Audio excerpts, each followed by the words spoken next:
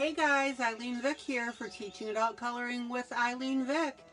It is Tuesday, August 3rd at 7 p.m. Central Standard Time, and I am live. Yay! This is a special edition broadcast. Tonight I'm doing a duet coloring with the author of this book, Dawn D. Boyer, excuse me. And I am so excited. Woohoo! Zoom out. So I just need somebody to say hello. Amy's here. Yay. Got it. Oh, I'm so excited. Alrighty. So come on in. Frascu Elo. Frascu. Maggie Russell, welcome. Welcome, Frascu. I hope I'm not killing the name. Sorry. Maggie, nice to meet you. Frascu, nice to meet you. Okay, while we're waiting for Dawn, I've been working on these two projects. You are familiar with them if you've been watching my videos. Hello, Rhonda Green.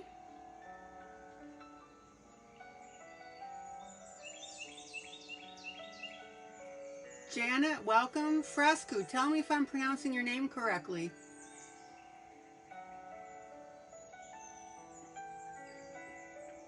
Love it when new people come in. Love it. So this is the piece that I've been working on, an Enchanted Forest. We've been having a lot of fun with this. Frascu, okay.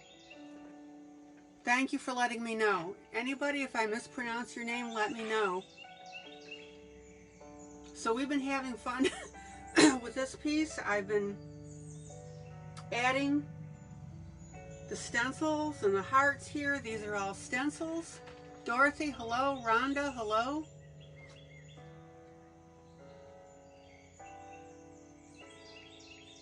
Mary, hello. Janet, hello. So we've been having a ball doing this. And I'm also working on this piece, which is grayscale. I don't want you guys to be afraid of grayscale. That's why I show it. Rhonda.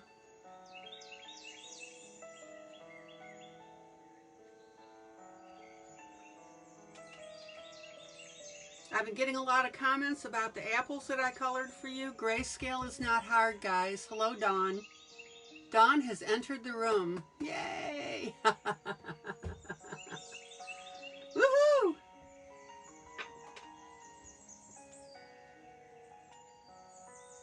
Okay, so let me explain a couple things to our new people.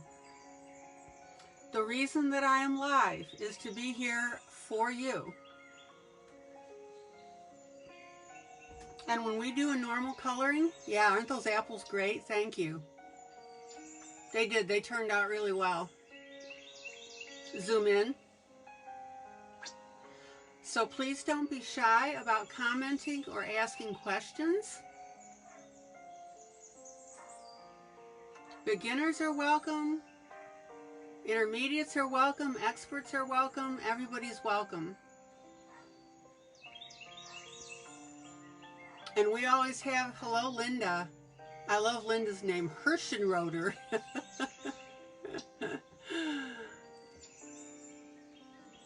So I want you guys to feel at home. Please, I hope you do.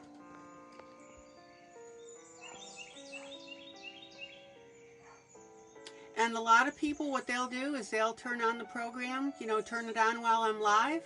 They'll chat, they'll color. We have a lot of fun.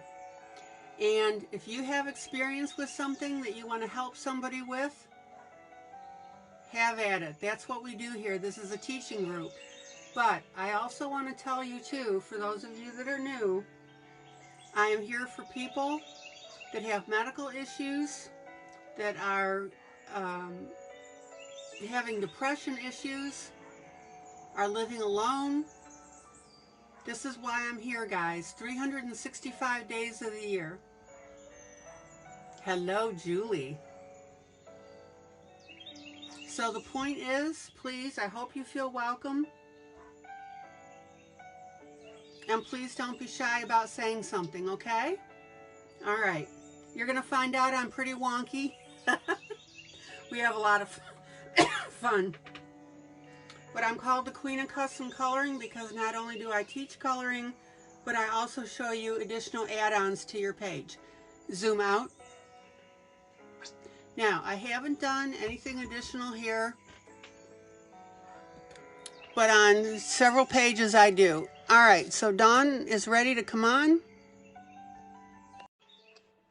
Thank you, Rhonda. All right, your ceiling vent. Hi, Dawn.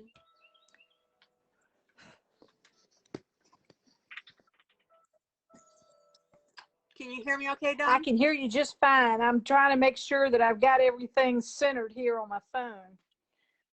Okay. Can you hear me? Yes, ma'am. Boy, remember that first time we tried to do a duet and I was screwing everything up and didn't know how to turn my phone around? And it turned out to be, I had to unlock the orientation of the phone for me to be able to get it to work. Yeah. Oh, not a problem. Okay, now let me know if the music in the background is a problem. I will be glad to take it off. Okay, so Dawn is a prolific author of coloring books, and she does, oh my gosh, beautiful, beautiful books. And you will find Dawn to be very, very approachable. She loves this group. She is a moderator of the group. She has done things for this group that you guys have no idea about, and been extremely supportive. So I want everybody to clearly understand that both of us are absolutely approachable, okay? Really, I don't want anybody to be afraid or nervous or whatever the case may be. And if some of our new people want to tell us where they're from, that would be wonderful. And if I mess up your name, let me know, okay? All right, Dawn, so tell us about yourself. Okay, well, oh Lordy, where to start? You can tell them what a wonderful person I am. Oh, ILene is wonderful. She's the cat's pajamas. She's better than sliced bread. Well, I'll tell you a little bit. I'm going to focus more on my art background and drawing and illustrating and stuff. So if you've not heard of me, I hope that you will remember my name and look on Amazon to purchase my books. About 10 or 11, I think it might be going on 11 years ago, I started doing self-publishing and read a article in the Huffington Post about Joanne Basford having sold her 1 millionth copy of a coloring book. And that caught my attention because I attended art school, went to Virginia Commonwealth University in Richmond, Virginia, and graduated actually from Radford University. Started at VCU, went to Radford University, got my BFA, and then realized I couldn't do anything with it. But I have been a prolific artist since I was barely able to walk. My mother saved my drawings from when I was like 2 or 3 years old in my baby book. And I've been drawing and painting and quilting and crocheting and you name it. If it's an artistic endeavor, I do it. Dawn, hold on one second. Sure. Amy says she doesn't have this page, so I'm just watching. Amy, you can go up into announcements and files and copy it. You can also look in the group itself because Dawn created a PDF. And a So if you can JPEG. go ahead and do that, you'll have it. Okay, Dawn, keep Yeah, going. there's also a JPEG. Yep. So after I saw that article, I realized all these sketches and all these drawings and line art work that I've been doing in my undergraduate degree. So why not throw those together and create my own coloring book? So I decided to do that. And then it sort of became a familiar process to me. So I started creating some more coloring books, created some mandala books, created some quote books with kaleidoscopes in the background. And then I got the brilliant idea of I had been coming across some books and coloring books where people were drawing fairies. And I honestly don't think I do very well drawing people. So I thought, well, let's draw something related to fairies, but I don't have to draw the fairies. So I started creating the fairy houses and fairy doors books. Ended up, I believe, gosh, I can't even remember. I think it's 4 or 5 volumes. In the last volume, I actually started attempting to draw some fairies in there. And I think it maybe in volume 3, I started inserting a few fairies. In 4 and 5, I started concentrating on really drawing them in there. And I think the last volume of fairy houses and fairy doors, I actually started using some of my coloring book fans' faces, as well as my grandchildren's faces, as the faces to the fairies. So over the last 10 years, I've been illustrating coloring books. My usual goal for the coloring books is to have at least 50 illustrations in each coloring book. And so the majority of them do have 50 illustrations, plus also samples from my other books.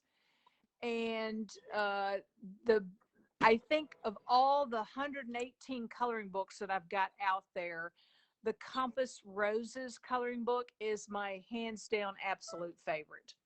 And that's because I really just started concentrating on things that I really liked and loved, and the images, and bringing in just stuff. And uh, it was actually very fun to draw that book.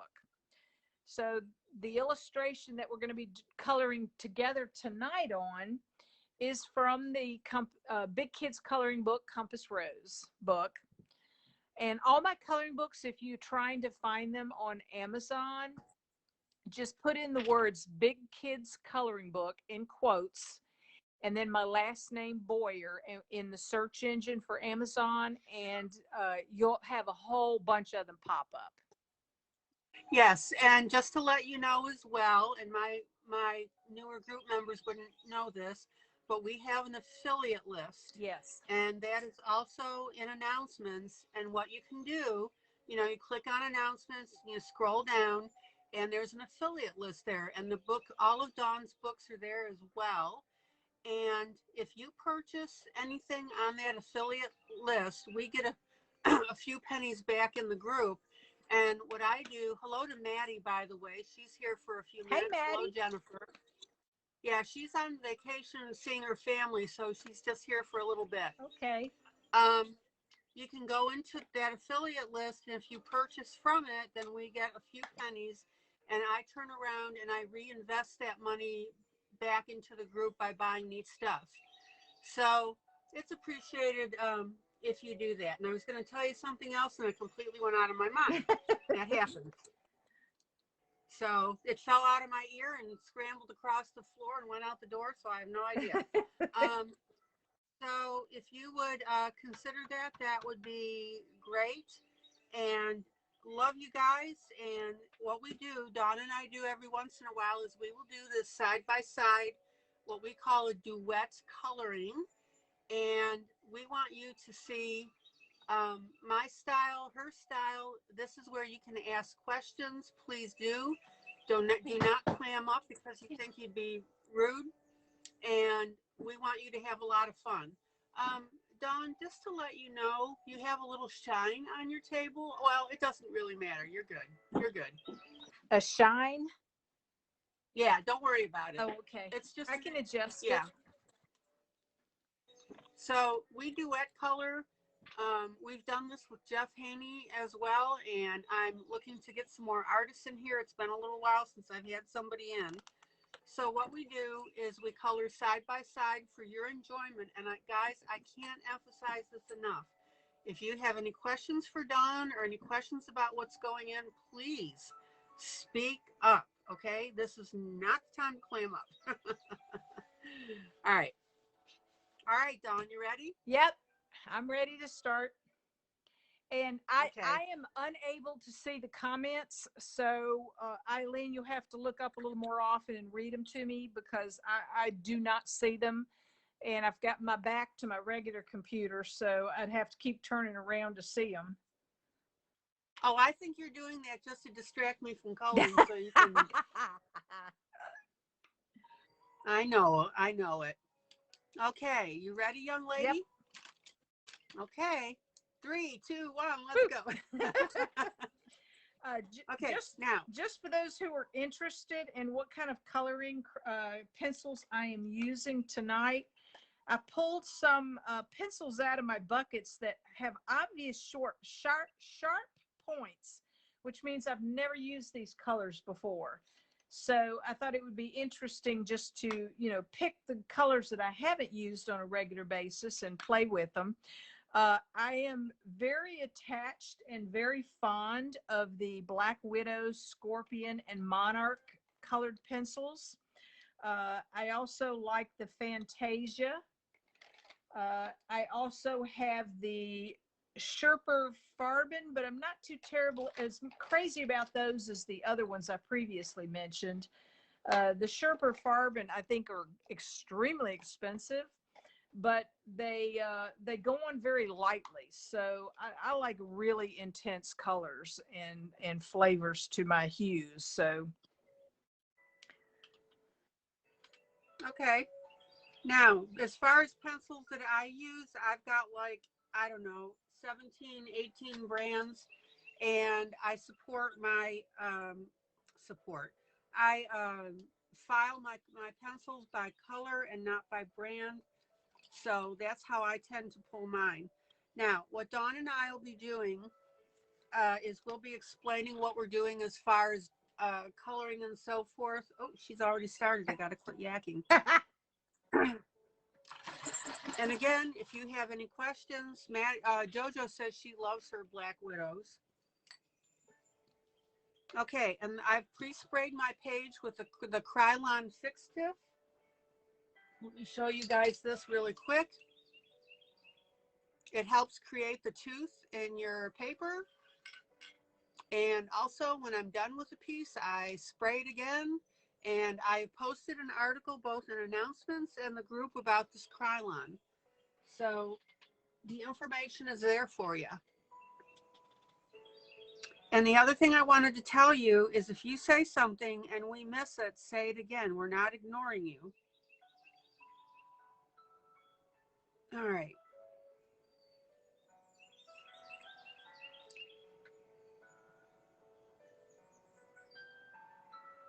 Maggie wanted to know what colors you're using specifically. right now I have a Fantasia number 34, which is a green, and this is from the premium set.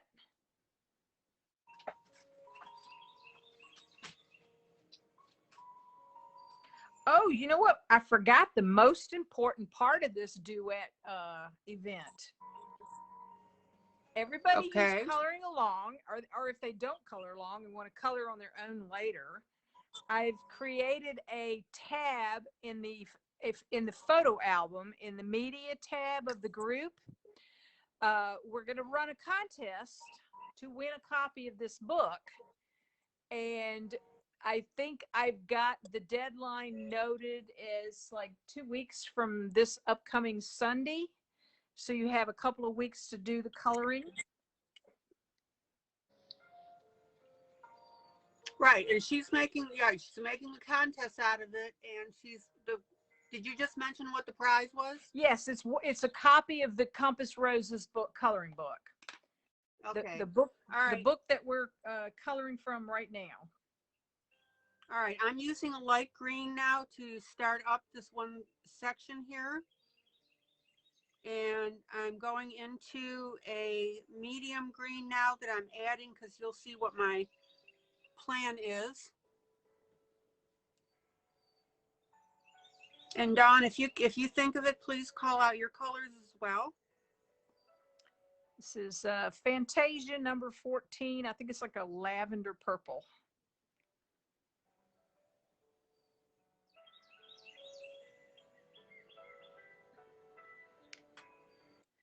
I love the name Moggy, because that's another name for a cat. I think that's so cool. I'm a cat person, so is Dawn.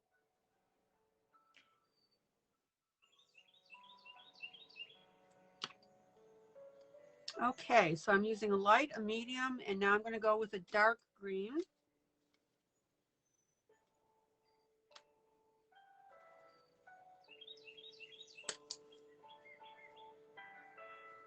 Yeah, the theme of the coloring book is called Compass Roses.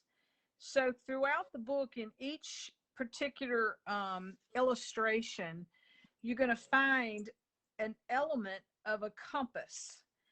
And I believe at the beginning of the book, I actually did a little write-up about what compass roses are.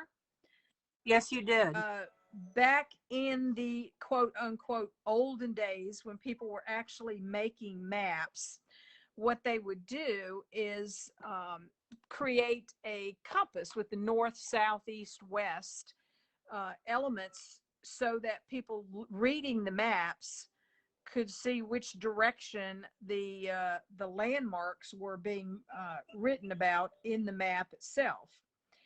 And then those compass roses have evolved over the years into designs that encompass a circle and then equally marked off pie wedge shapes inside. Interesting. And yes, you did include that as a history in it. Okay, now what I'm doing is I'm creating a look of a gem on the back of the turtle. And I'm using my light and my medium and my dark.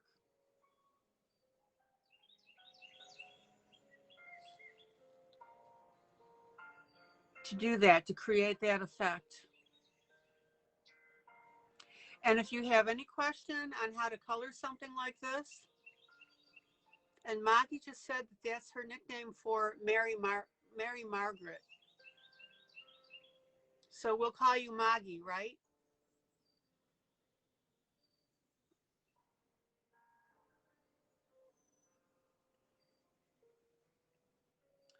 Dawn, tell us about your other books that you've been doing. You've been working on the buildings. Oh yeah, the historical buildings. I feel so guilty because I'm working on two books simultaneously, but I say working on tongue in cheek.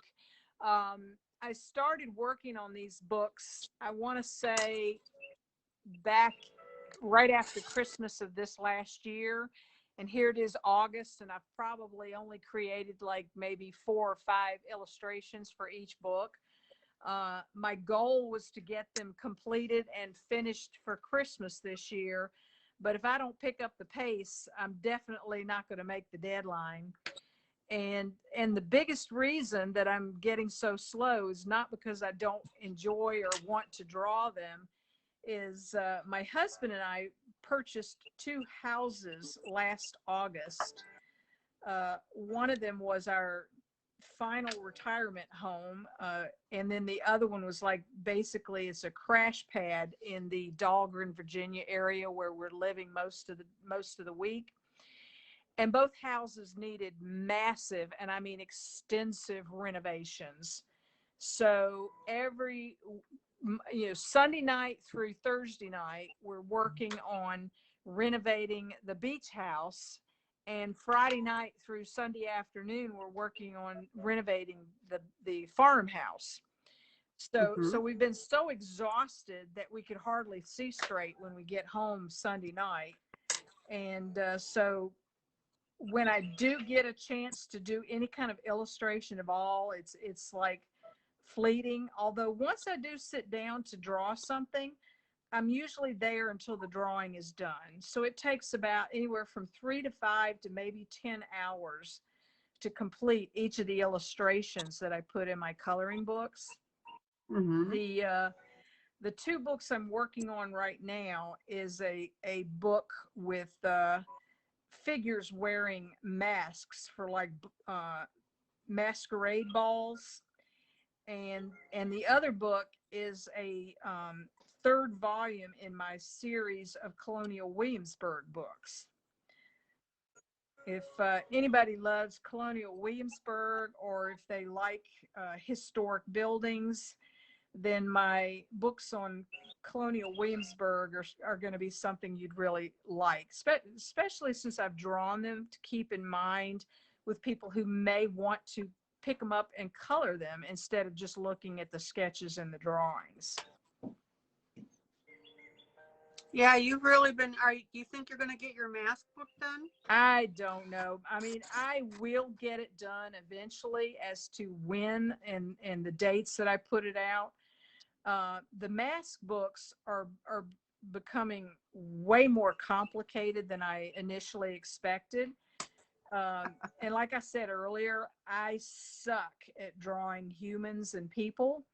So I have to, it may take me 3 or 4 hours to sketch out and draw a woman's face. And then it may take me another 3 to 4 hours to draw in the mask that she's wearing over her face. So they're very tedious, very complicated.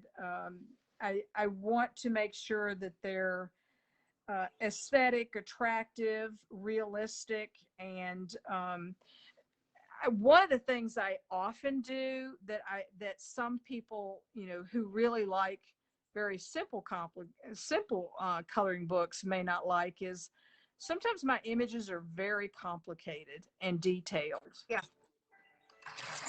So if you prefer just really simple line coloring books, then unfortunately my coloring books may not be for you and your style. But if you really like more complicated images and styles, and like the turtle here, I've inserted some very detailed fleur-de-lis swirls and stuff. So some people may look at it and go, oh my God, it's just too complicated. But sometimes when you see the complicated designs like that, you don't necessarily have to fill in all the teeny tiny parts. Sometimes you could just fill in one color, and that actually enhances the complicated design. Okay, Dawn, turn around and look at your monitor and look at my piece that I'm doing. Yeah, there you go. So this is exactly what Dawn is talking about, is that you can go ahead and fill in the areas. And what I'm starting to do is I'm going after a look of gems on the back of the turtle.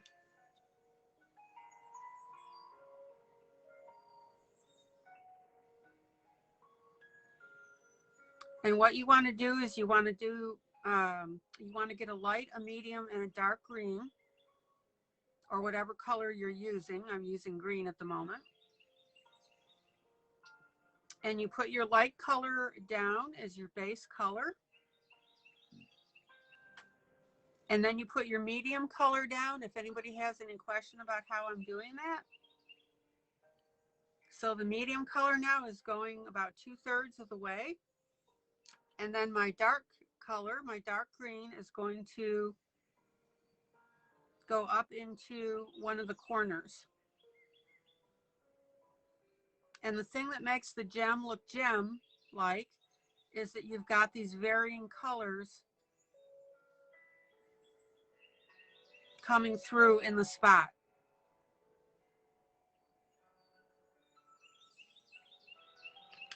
Let me get that.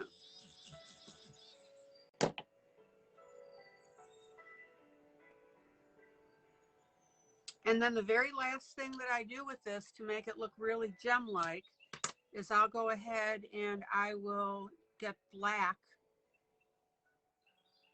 and color up the edges on probably about 2 of them. You can see how I'm doing that.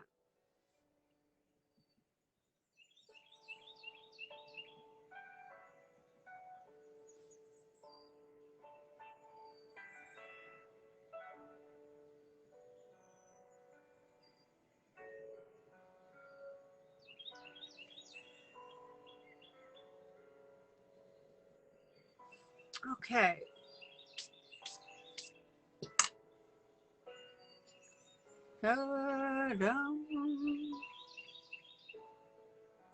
Maddie, what did you post? I missed it.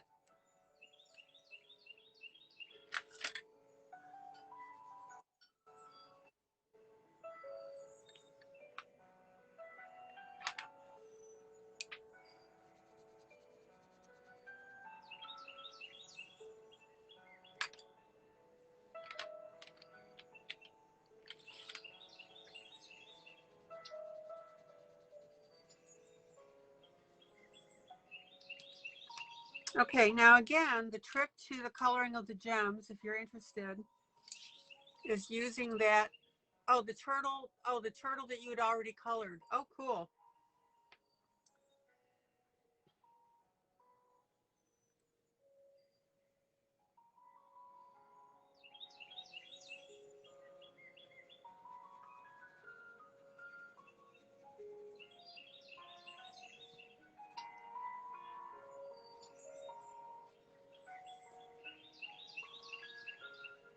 And Rhonda, you've got her book as well, right?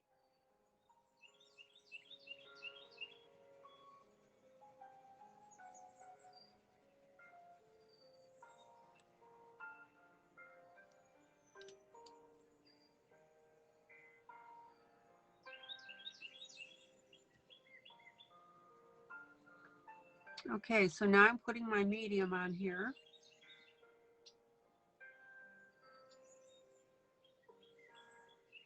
In case anybody wondered, you were telling them that you put your fixative on there.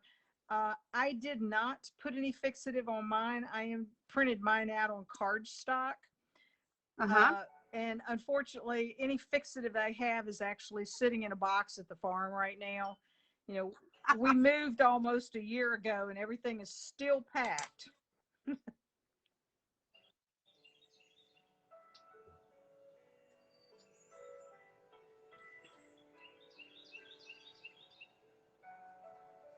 And as I mentioned, peeps, there's a really good article now in the group about fixative. A number of you had questions as to putting it on. I've also included an article about the tooth of paper so that people can start understanding that as well.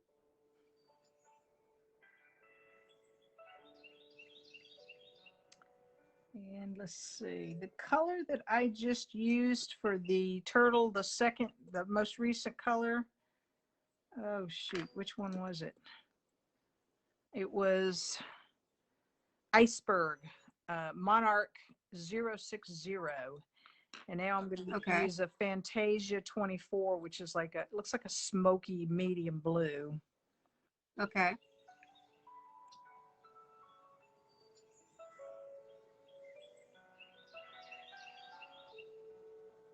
ILene, I haven't heard you say the magic mantra yet.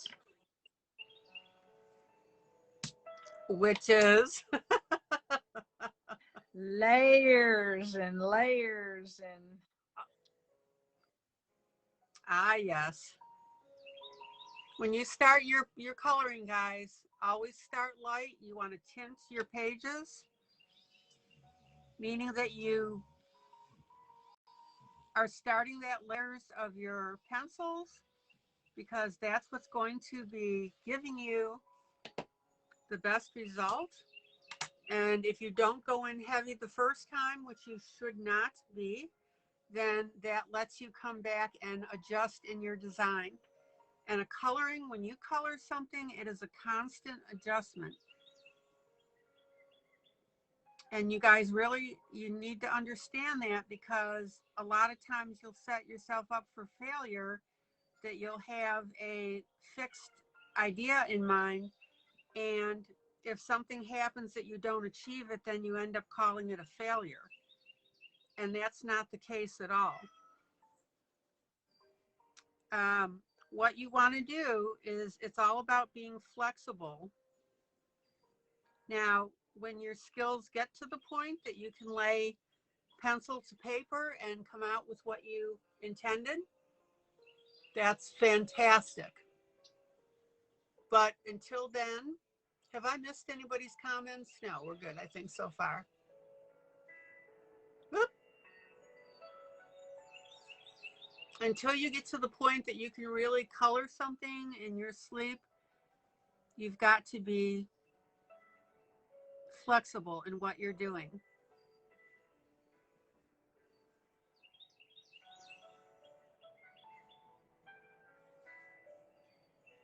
That's the thing. That's one of those things. And then if you make a mistake, I've talked a lot about that, is you work around it, you fix it. If you guys think that I haven't made mistakes on camera, no less. She's like, whoop. It's so, yeah.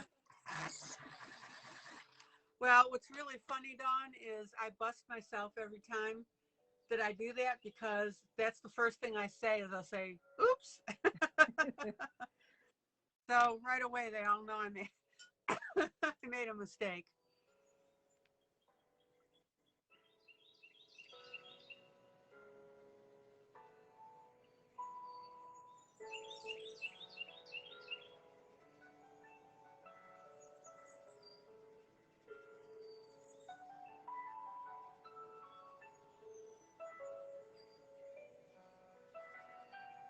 Okay, so there's my light purple again.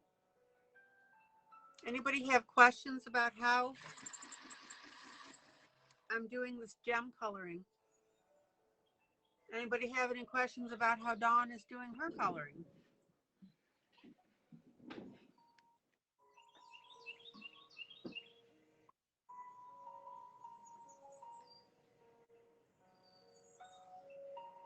So there's my medium purple now, because I'm doing purple right now. Yeah, Julie says I've learned that she doesn't make mistakes. She has happy accidents. Exactly. Yep. Just like Ross, whatever his face. Bob Ross. Yeah, some people, Dawn, are calling me the female Bob Ross. What an honor. Yeah, no kidding.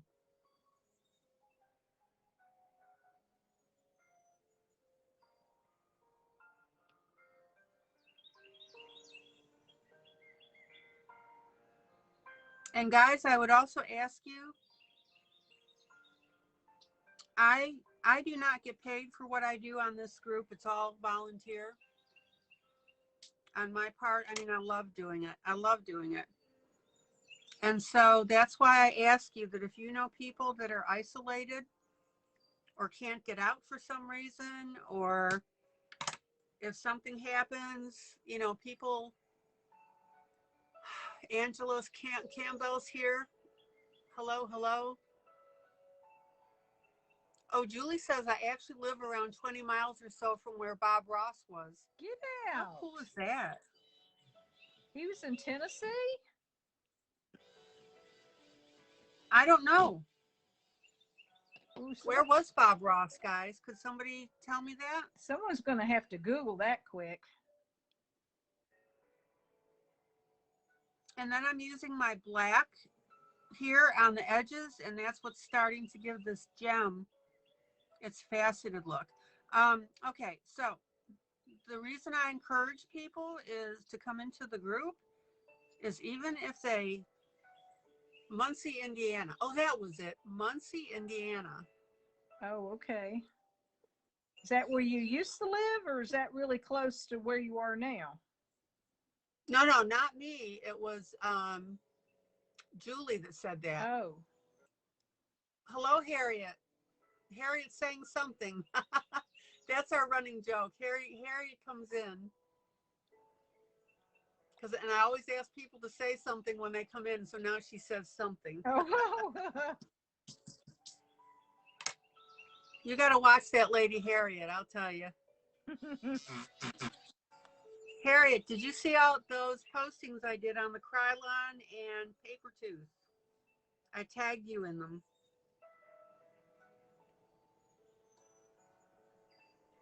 Amy says her best friend lives in Indiana.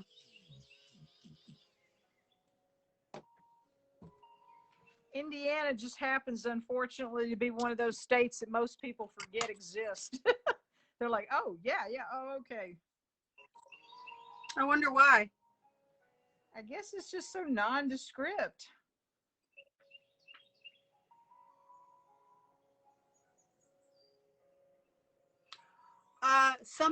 Harriet says she can't hear anything, but she's watching the action. Somebody please send her a text and tell her to back out and come back in. Let's see what I want to do here.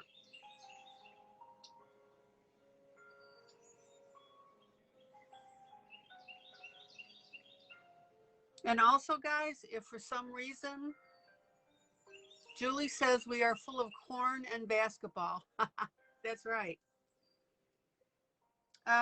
If for some reason the broadcast gets interrupted, I will get back on right away. That happens sometimes. So just to let you know.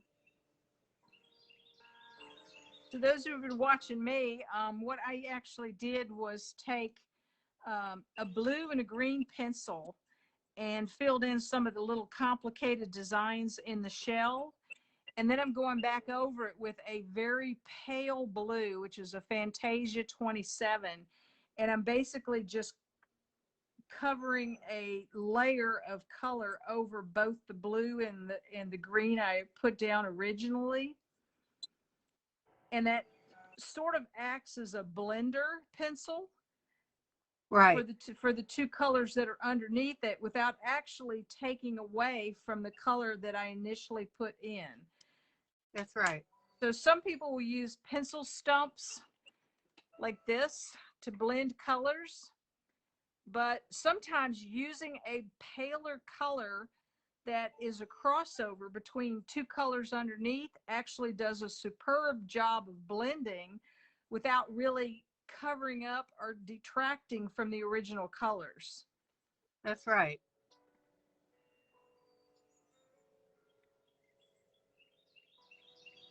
You can blend with a blender pencil, you can blend with a white pencil, and you can also blend with a color variation of what you are using.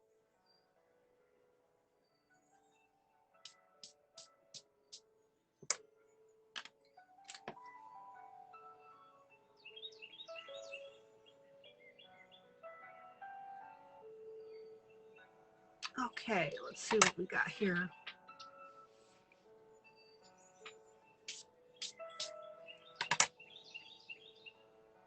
Dawn, if you want to, maybe you can zoom in a little bit on whatever area that you're working on. Oh, I don't have my enhanced thing set up. Oh, okay. Never mind. I'm scared if I move the paper up and down, it's going to put it out of focus permanently. Gotcha. We had that problem before. Yeah, we did.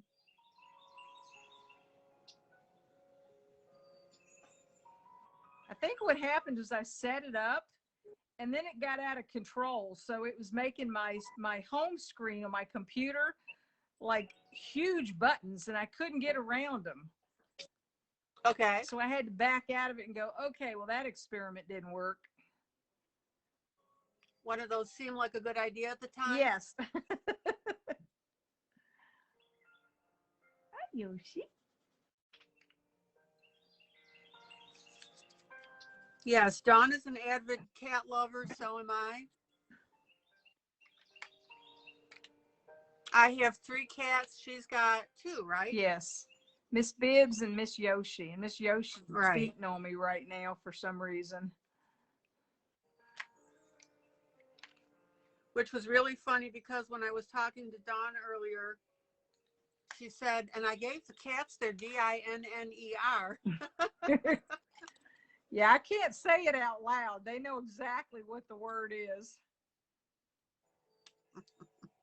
So if I say the word dinner, they'll get all excited. Oh, yes.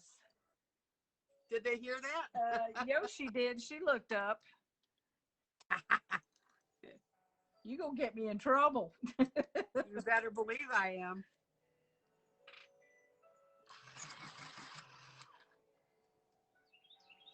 So does anybody have any questions so far, or just chilling out and enjoying what we're doing? I always have a kick doing these duet colorings. So everybody in the room who's actually coloring on this particular illustration, raise your hand virtually. Yeah. See if we can get a count of how many people are actually coloring while you're watching at the same time. Right. So if you're coloring compass roses, will you just say yes?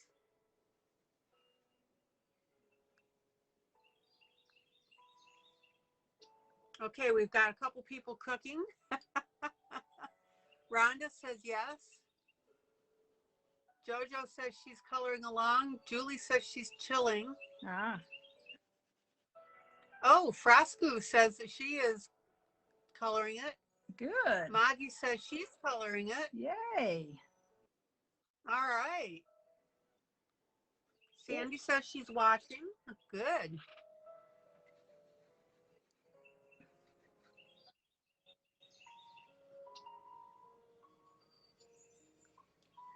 Well, those of you who have expressed their appreciation for my form of art, illustrations and drawing, I do want to thank you from the bottom of my heart. It just thrills me to no end when someone responds back to a post or says something about, oh, I just bought your book, or I just got your book. I love your type of drawing and style. And it's sort of like a little ego boost for me. Exactly. Yeah, the pencil I was just using is a Fantasia Artist Color 34, which is sort of like a darkish medium Kelly green. And now I'm going to the Monarch Opal MN097.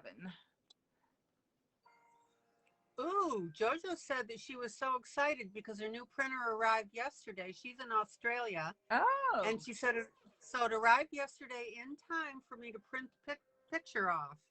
Good. Well, let me tell you about the people in Australia. Amazon and Kindle Direct Publication are now doing print on demand in Australia. After all these years, they finally got their act together so that books that they would have to order through friends in the States and get delivered 3 to 8 weeks later, they can now do a print on demand purchase through the Amazon in Australia and get it within a few days to a few weeks. That was pretty exciting when they made that announcement about a month or two ago. I probably lost hundreds of dollars of sales to people who really wanted my books in Australia over the last couple of years. Problem was that the book may cost me like anywhere from $3 to $6 out of pocket, but it would cost $30 to ship it to Australia. Right. From the US. I wonder if they're going to start doing that elsewhere, that maybe Australia is a test. Don't know. So when it's print on demand, that's what they wait until a few orders build up and then print nope, it? Or? Nope. Just like in the USA, they print one at a time on demand. Oh, that's cool. Yep. They do that in the United States? Yep. They don't wait for 2 or 3 orders to come in, or otherwise people may never get the book.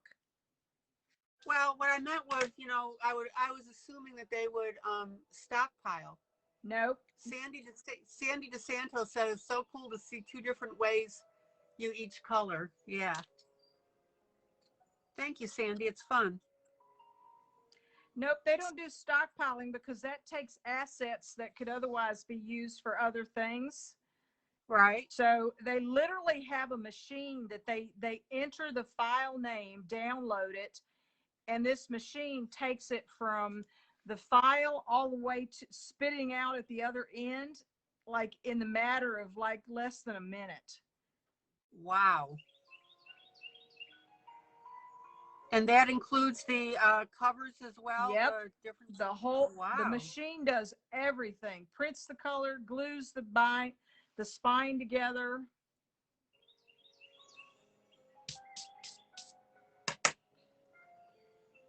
I watched it the process on a YouTube video. My jaw just hit the floor. I'm like, holy crap, you know, a human being didn't even touch this between the moment it said print to the time they had to pick it up to put it in the envelope to ship out. Yeah. Angela says postage is ridiculous. I joined Prime, but still sometimes I have to pay postage as well, occasionally. All right, hold on. I don't mean to wiggle you.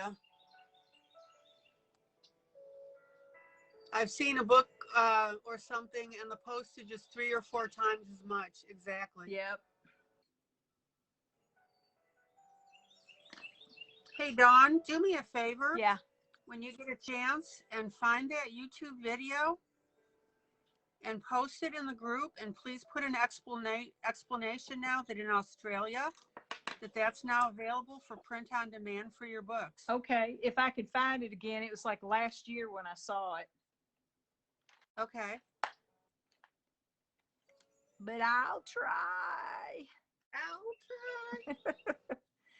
Fantasia purple number 18. Let's see if I could do any good with this.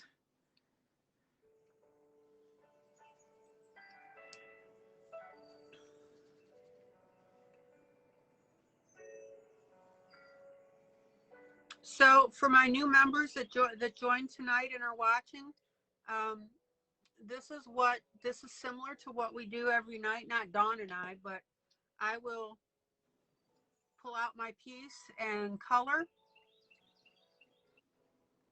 And I'm also available. I mean, while I'm there, we answer questions. If anybody has any prayer requests, we always do that as well. We are a very caring and strong group. And when you post in the group, I will try to go ahead and make comments and suggestions on coloring. So if anybody gets their nose bent out of shape because they really don't want that thing, this may not be the group for them. This is a teaching group and we help each other. And there are some wonderful, wonderful ladies that are members. And I'm so proud of my peeps because I have seen people that are members that their work has just blossomed, improved beautifully. Rhonda Green is one of them. Her work is just coming up beautifully. I'm very proud of her. Plus, we have some amazing people who are artists, it seems already, that just have this certain finesse to their style. Maddie Gentle is one of them. She's Maddie. An amazing artist. Yep. Yeah, and Wanda, she, you know, you've seen her coloring that, I call her, that one she did, the Slave Girl. Did you see that, Dawn? I did. Oh my gosh. It's like it looked like she had used an airbrush on it at some of the parts of it. Yep. And I'll tell you what, when she first was in this group, she was kicking and screaming about doing grayscale. didn't want to do it, you know, yada yada yada, and look at her now. Fell in love with it, huh? Yeah, and she in the Life Escapes group that she belongs to, her slave girl picture was selected for the cover art Oh, nice.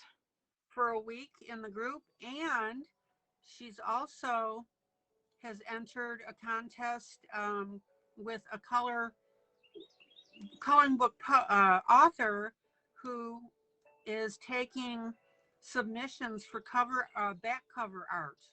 Oh, nice. So she's entering that as well. Well, that reminds me, I'll tell you a little thing about my coloring books too. A lot of people don't realize is whenever I put the coloring books out on the market, before I publish them, I run coloring contests to win placement on the front or back covers. Right. So I usually have first place is the front cover, second place is the back cover, and I often have honorable mentions too, Yes. that are the samples of some of the work done. And I tell you, I am so fortunate that I don't have to judge the covers and pick, because it would just drive me insane. Some of the work is just so gorgeous. So, Yeah. so whenever I do that, I actually have a panel of judges, and the judges do the actual deciding for who wins the cover. So they go in and vote for first place, second place, and honorable mention, and then that gives me the choices to put on the book. Yeah.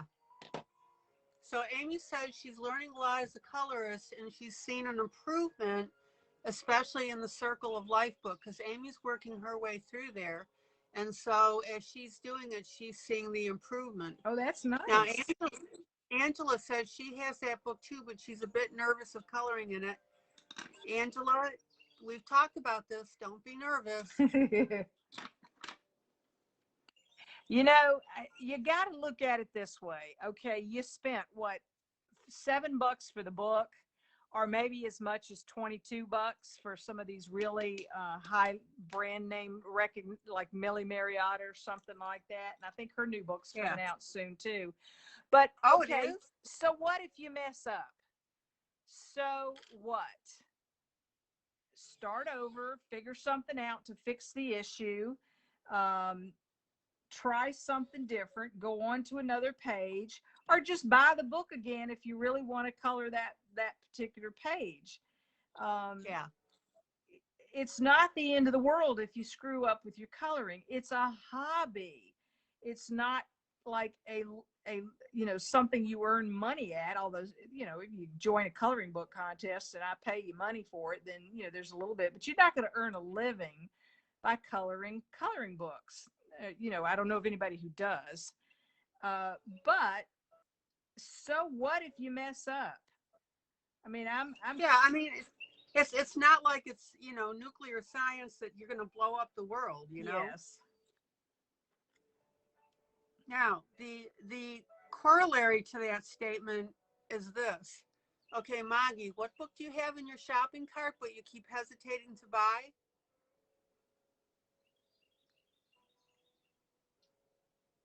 Is it The Circle of Life that you were talking about? Okay, and the corollary to this is this. What I tell my peeps is if you mess something up, the ability to correct and fix it is also a testament to your improving in coloring. And I've had, Circle of Life that Maggie says. I've had a lot of people tell me that in correcting their own mistakes and making a mistake has helped them improve their coloring. And the other thing is what you think is a mistake, nobody else would necessarily notice. Right. I mean, my gosh, I've had people call out mistakes in their coloring, and I've looked at it and I thought, what? And that's where that self-criticism is. And I think a lot of that is that people, you know, unfortunately, our society is very critical, and people have um, become gun shy of that. And you've got to quit worrying about criticism. It's what? You know, it's nothing. So, as I like to say to my peeps, knock it off. You know. And another thing too is, you know, what are you going to do with the coloring page after you're done? Are you going to leave it in a book? Did you tear the page out? Uh, there's been some brilliant ideas that I've seen lately that some people are using these finished coloring pages as the back for scrapbook pages. I think Maddie Yep. was doing that with some of her pages. Yes. Other people use it as wrapping paper for gifts. You know, you get a small gift box and you could just wrap this coloring picture around it.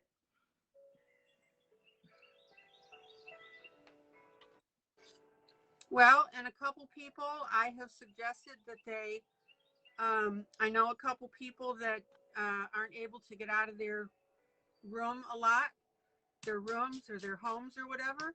And I've suggested that you just take a little tape and tack it up on the wall. Yep. If it makes you happy to look at it, have at it.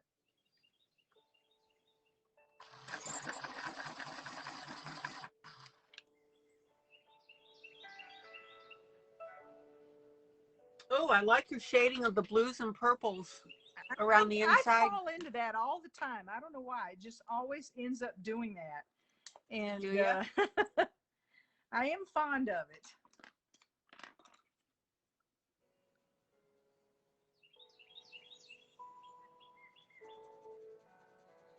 It was so funny. Maddie once told me that, you know, when she looks at a piece, she can tell that that's an ILene Vick piece. And I said, oh, really? And she said, yeah. She said, you've just got that, you know, certain style that you do. I said, okay. I hope that's a good thing.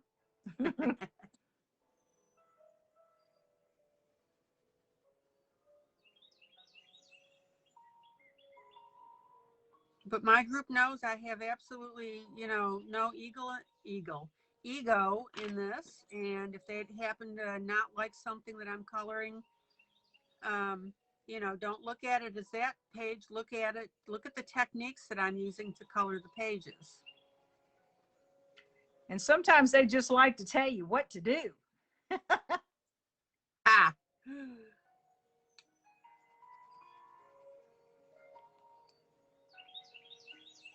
Okay.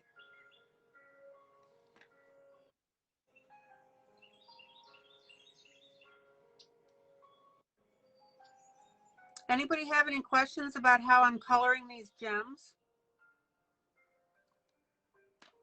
I'm using the light, the medium, and the dark. So right now on this one, I'm putting my medium color on of my blue.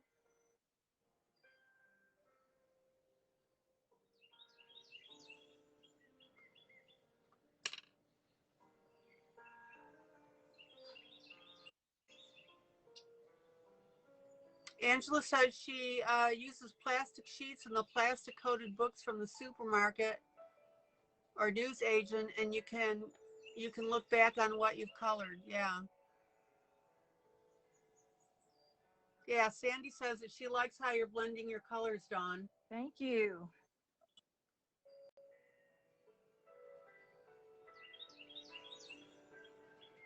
And then I'm using my dark blue here up in the corner and part way down on the gem. What it is you want the different shades of the blue or whatever color that you're using.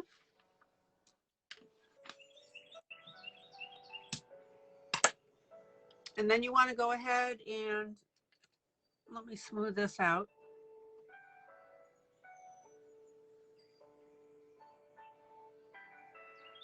Then you want to go ahead and use that black up in one of the corners.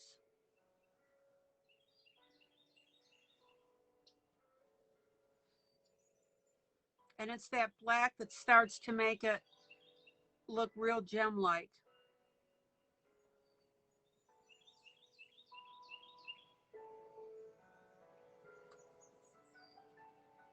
Now, Rhonda Green, Angela Campbell says, interesting how different you two are. ILene's books looks like gemstones. Yeah.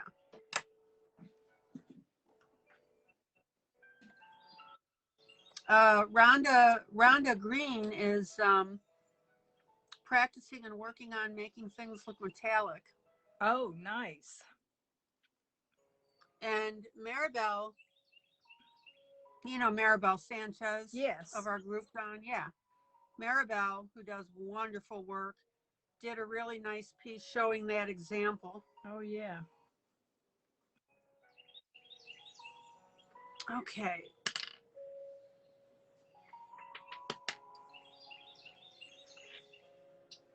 Oh, you might want to remind everybody that once you finish with this video on the event, what happens next to the video? Oh, the video. That's right. The video. This live broadcast for everybody, it goes to video in Facebook. Okay. So you can always reference back to it. And I also upload it to YouTube. So there's lots of ways that you can access this if you happen to not be able to watch it while we're live.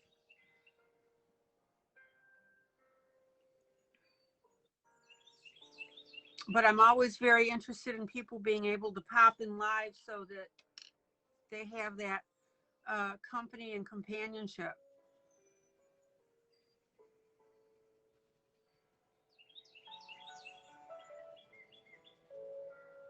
And I'll tell you what, that really is a testament to my members, because I've had so many people comment me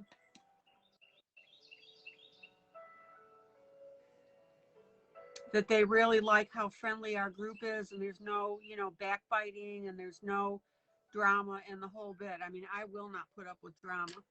So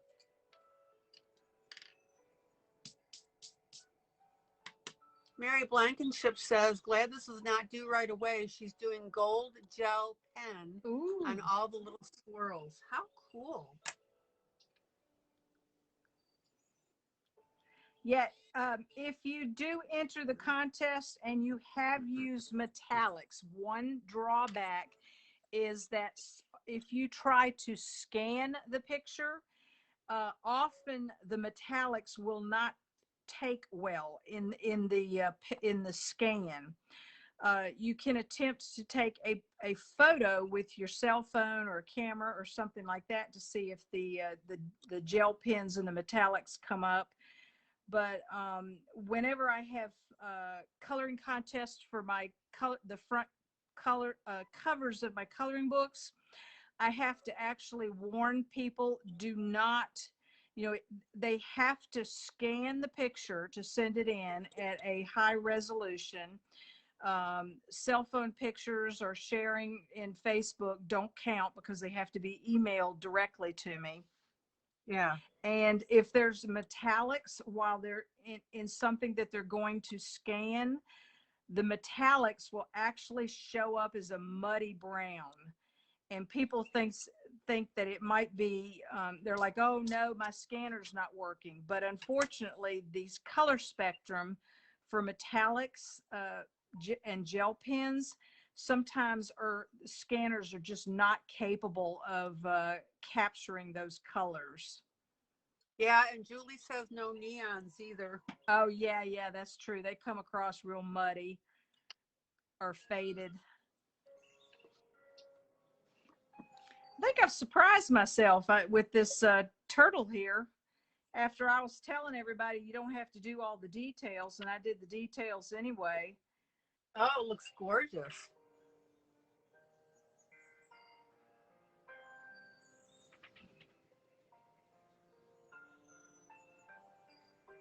And if people are noticing how I'm coloring this, I don't know if you could see because the camera's a little bit, about 18 inches away from the picture. I am making no attempt to get inside the lines and be absolutely perfect. I'm just sort of smearing a little color in the general direction of where the lines are for these details, because as I noted earlier, I'm going to put a blender pencil on top so they don't have to be perfect. Okay. Well, I'm still working on my individual segments here. Now, if need be, we can also get together tomorrow night. Is that right? Who, you and me? Yeah. Possibly. It depends. Okay. I haven't even checked my schedule. Okay.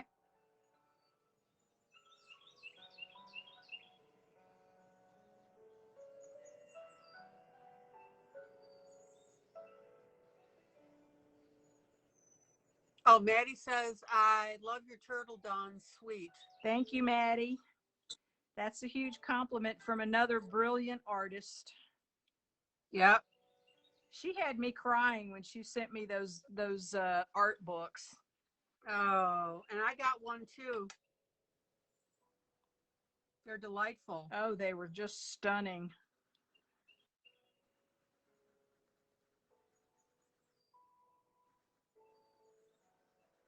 Totally unexpected, Maddie. Thank you so much for thinking about me. Okay. Yeah, and what we'll do is if one of these isn't finished, for example, we can just go ahead and finish it up off camera, and then Dawn and I will go post our event individual pieces. Let's do it that way, Dawn. Okay. Sounds like a plan. Because we've got you tonight.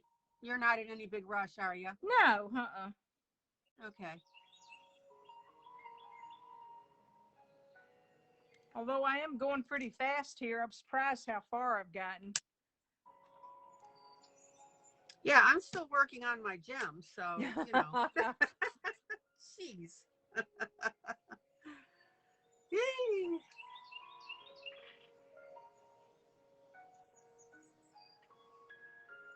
And again, guys, if somebody's made a comment and I've missed it, just make it again, please.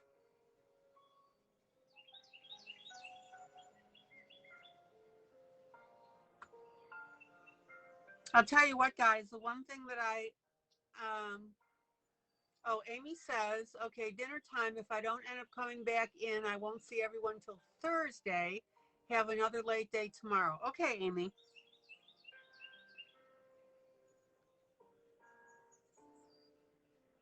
One thing that you'll find about Dawn is she is very, very personable. And she will bend over backwards to help. So it's really great. She's such an asset for this group. Let's see here.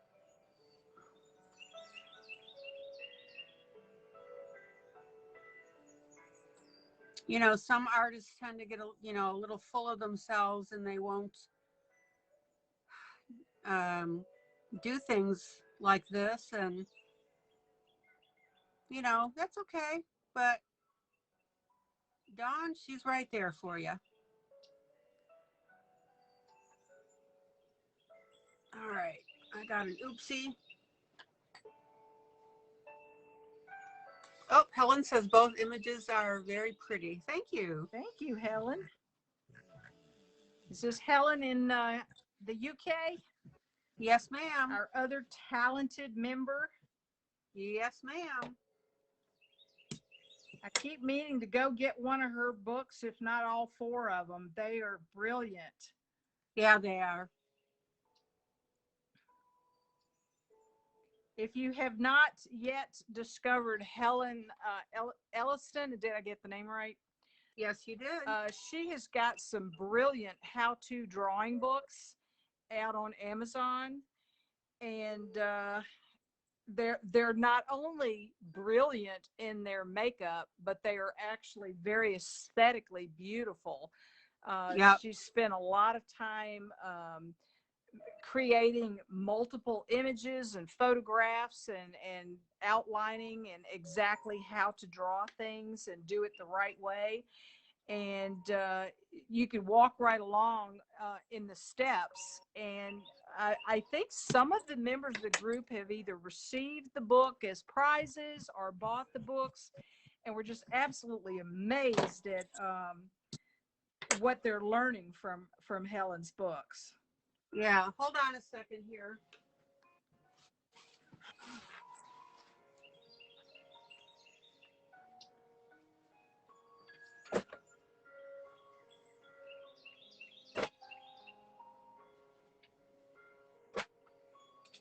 That must be crazy. I'm talking about the competition.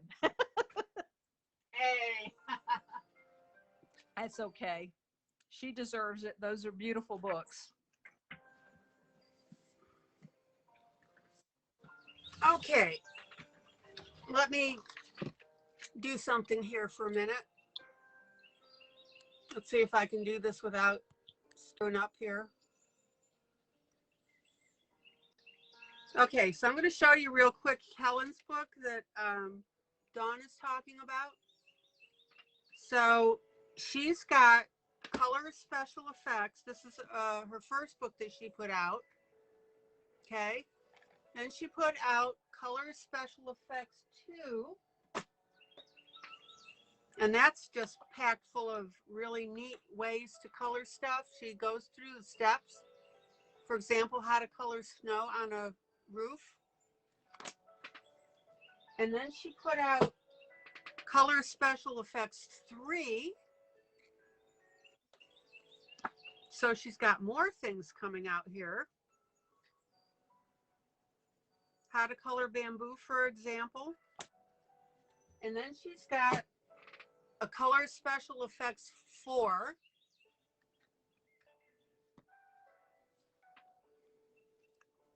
And then she put out one called Sketch and Shade. And here she is showing how to sketch the different items, which then you can go ahead and turn around and color, excuse me, like a bitten apple. I showed you how, so you draw up the apple and then you color it. So there's a quick view of that. Let me go back here. Helen says, I like your iridescence, Dawn. Are you going to add a tiny bit of pink or yellow in odd places? I may. I was thinking about that. You and I think, great minds think alike. Yep.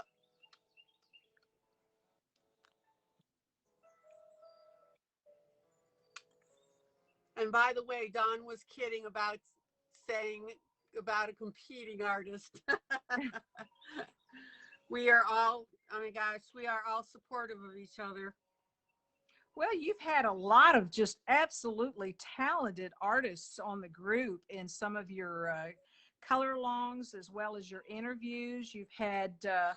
I think, Ruth Sanderson. Ruth Sanderson. Oh my gosh, her horse pictures and her creating those paintings about the female artist who was like before her time. Yep.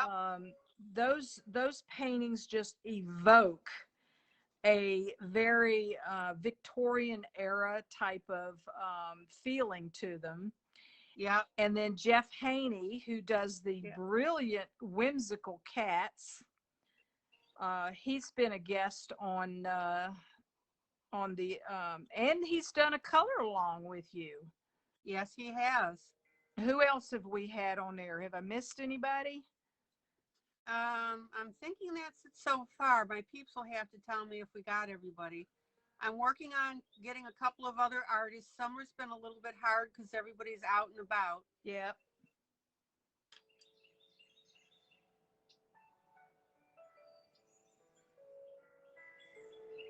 Oh, that's right. I had Jillian from Canada. Oh, how could we forget her? Yeah. Yep. She's that publisher of coloring books. She's on hiatus for a while because she's had some personal things going on. So, yeah. Did she and her husband catch COVID, or was that my or no? No, but she's had some other things that have come up. Oh, okay.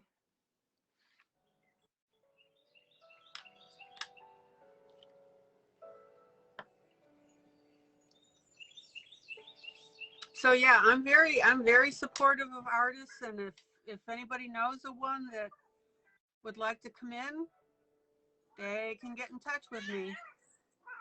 Bitsy.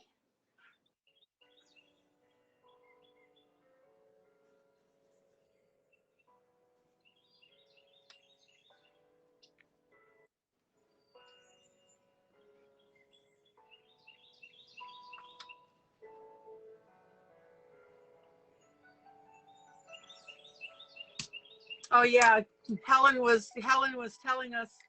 Do you remember when she came on? She came on when she had her bruised face because she had that really bad fall. Oh yeah. Helen just she's awake because she's watching the Olympics. And then of course we also have to tease Helen a little bit because she flashed her bum. Oh yes. when, when I saw that, my jaw hit the floor, and I'm like, oh, I don't think she realizes what she's showing to the world. But what a brave woman to come back on and just say, oops, I didn't know I was doing.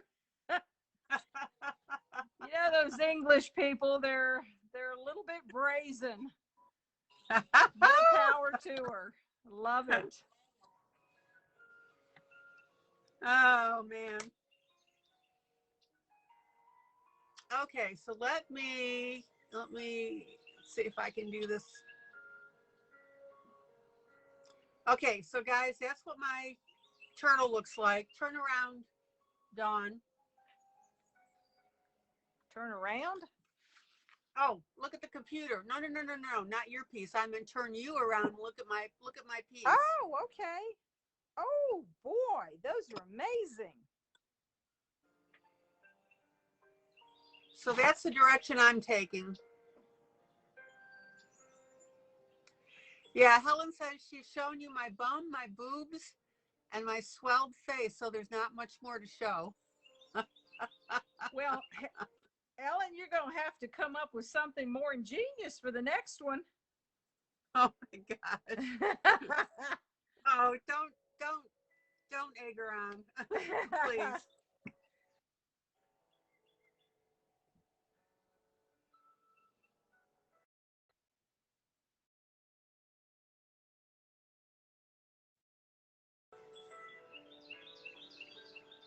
All right, let me see if I can get back to being a little closer here. There we go.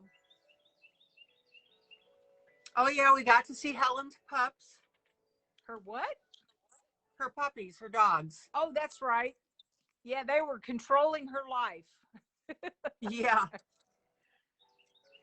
Okay, so what I'm going to do now is I'm taking my Arteza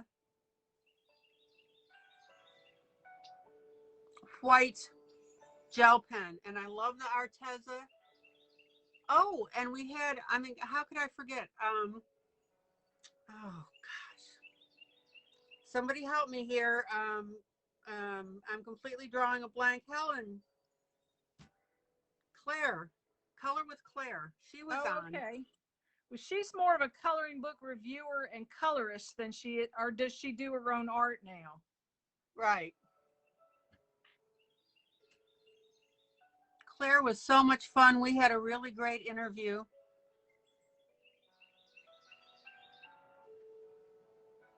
Okay, so now I'm going through and I'm just dropping a little white on my gems.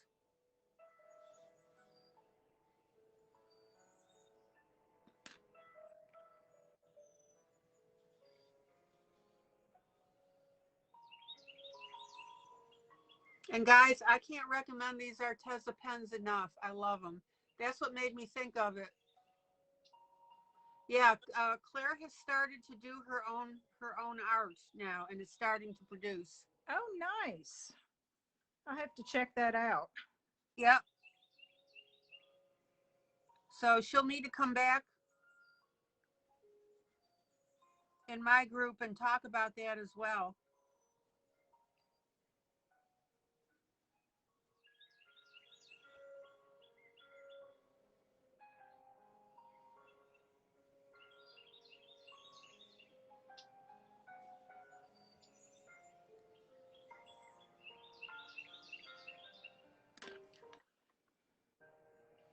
So I'm going ahead and just putting a little shine on this.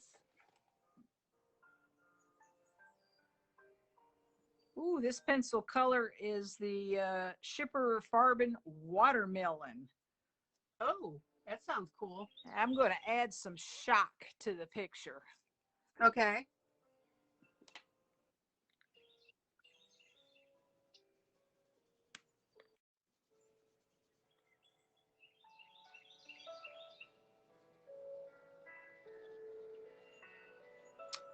Maggie, this Arteza pen is a white gel pen, and that's what you use to add whites and highlights to your pieces like I've done on the gems. Hello, Sherry. Sherry says that my coloring looks like jewels, which is a good thing because that's what I intended. You succeeded. Yay. Woohoo! Confirmation. Can you tell if Ronnie J is on the line or is on the watch list tonight? I haven't seen Ronnie Carter. Yeah, Angela texted her. Campbell. Go ahead. I texted her and said, "Come on and join us tonight. Get your mind off everything." Yeah. Angela says, absolutely. I was born in England, Australia, and then she's in Australia since 1974 when she was 25. So what brought you to Australia?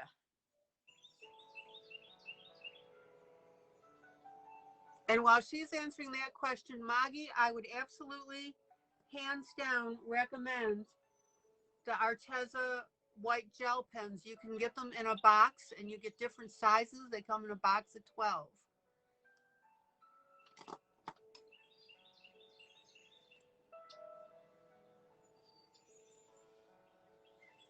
All right.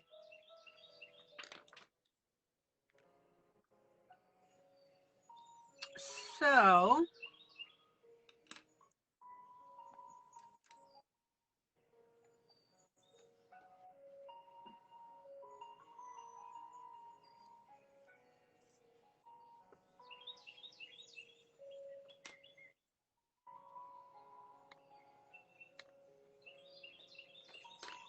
I keep looking over and changing my mind, picking up a pencil and changing my mind. oh yeah. So Angela, what brought you to Australia?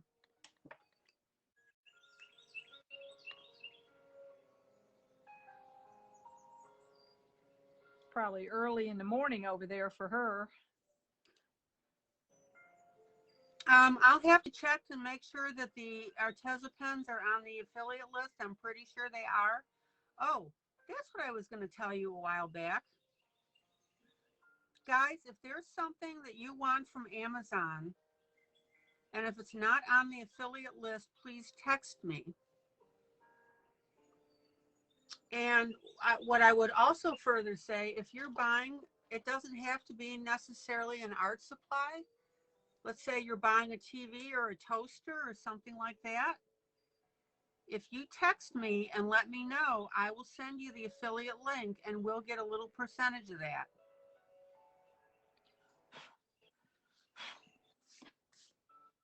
Okay, now I'm using a Sharpie pen. Yeah, Jennifer, I absolutely recommend the Arteza. I'm pretty sure they're on the affiliate list.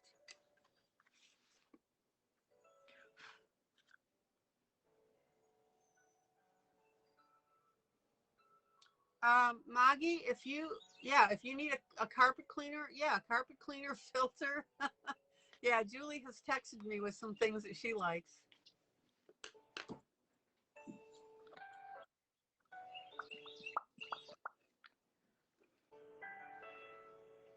So Angela says about moving to Australia, complicated, but when I was in school, I saw a map of Australia and something leaped at me and I knew that one day I would, hold on, I got to expand the text, that I would be there.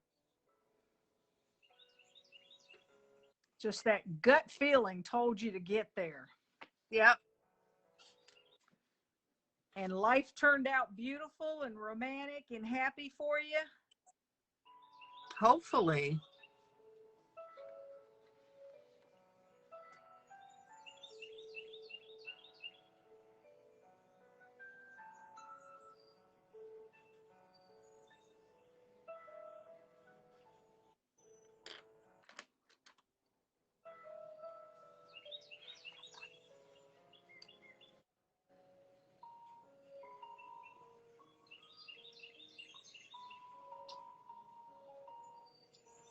Well, I hope that Ronnie Carter joins us tonight. Yeah.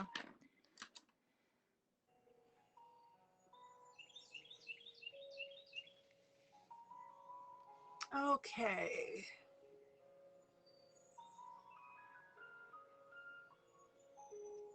Jojo said that her Shepherd Farbins and 2 sets of Spectrum Nor glitter brush pens just arrived. Oh, excellent.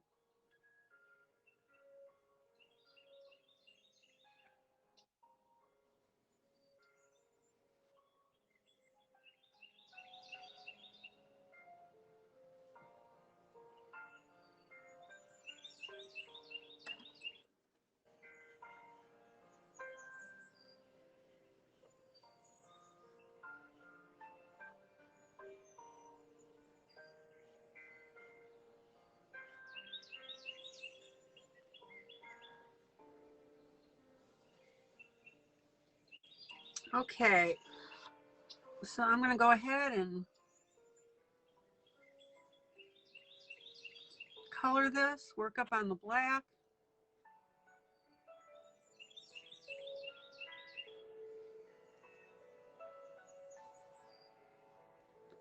Oh yeah, Jojo, who's also from Australia, says the spiders and bugs are like eek in Australia.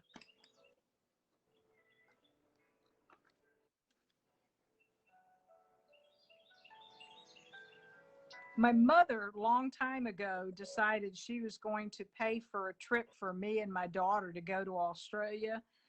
Okay. But at the time, I couldn't get off work to go. And if you're going to go to Australia from the USA, you need to take like 2 or 3 weeks. You can't just go for a week because it'll take you 2 days to get there, 2 days to get back, and you Yeah. only have like 2 or 3 days to enjoy it while you're there. So it's almost like you've wasted your money for the trip for that short of a time period.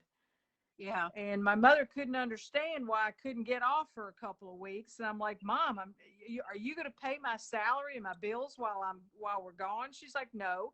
Well, then I can't afford to go. Yeah. Silliness.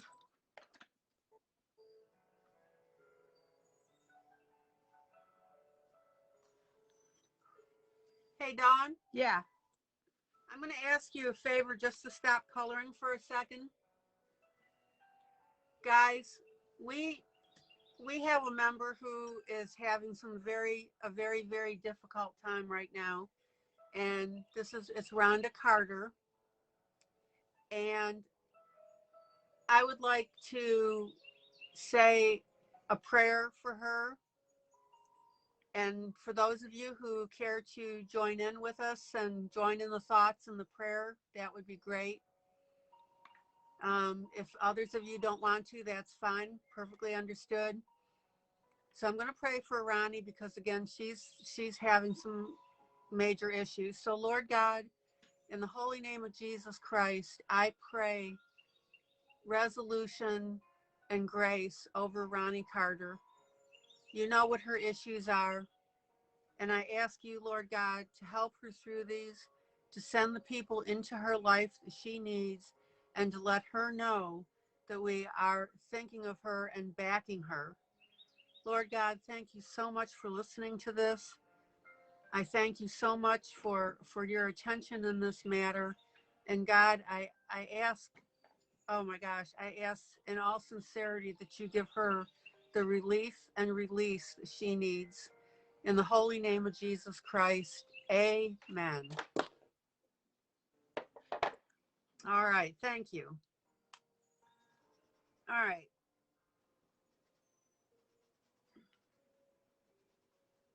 And just so our new people know that we do that every once in a while,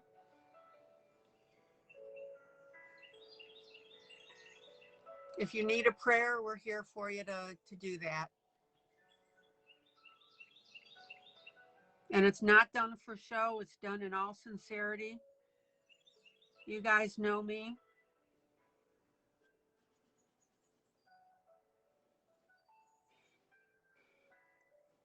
And if that isn't your particular cup of tea, then that's fine too. No problems. Okay.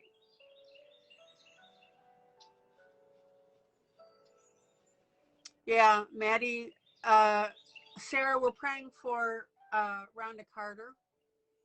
Maddie says she needs a new job for a while.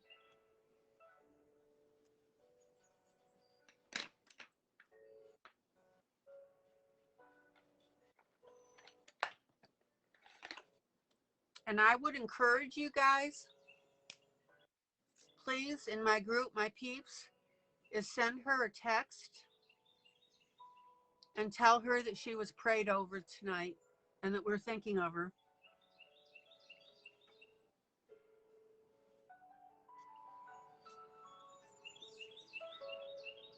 And tell her, no specifics were discussed because of, for privacy, but just tell her that we were thinking of her. Okay.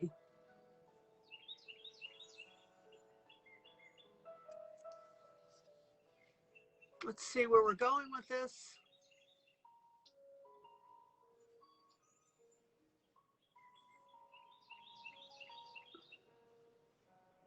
Now, see, I'll move faster through the rest of this, but those gems took me a while.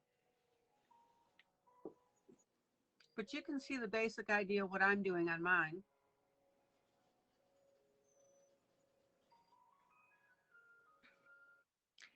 For those of you who think I'm out of my mind, I'm using a yellow accent marker on my Helen had suggested I add some yellow. So instead of just getting a yellow pencil, I'm taking a highlighter and just sort of adding that in spots that where I want some highlight to pop out. Thank you, Maddie. Okay, yeah. Yeah, explain why you're doing that. Just because I could. Oh, come on now. Actually, the highlighters usually have. I want to say that even though they're watery, I think they have a little bit of a petroleum base. And what ends up happening when you use them on top of your wax pencils, it just sort of helps you, add some highlights where you couldn't add a lighter color before. Right. But it is a marker, so you have to be very careful so you don't get it all screwed up.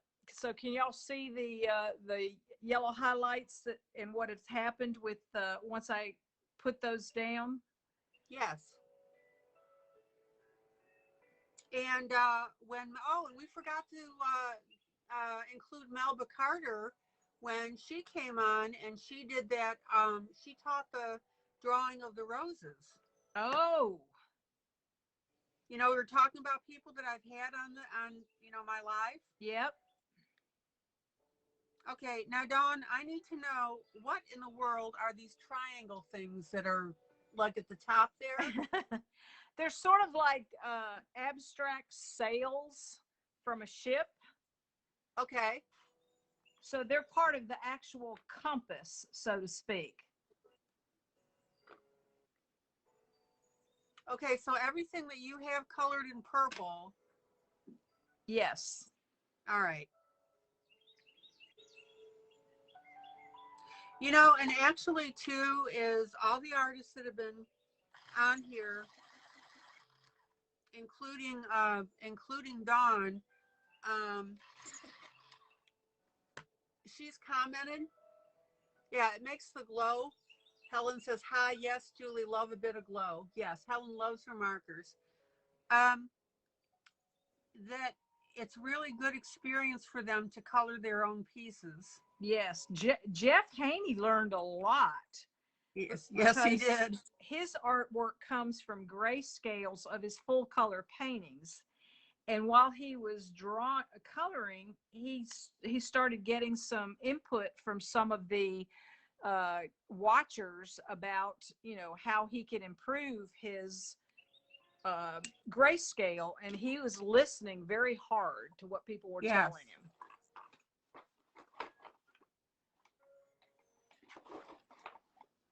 And he actually, he fell all over himself thanking us for the input because there were some things that he just hadn't realized. Yes.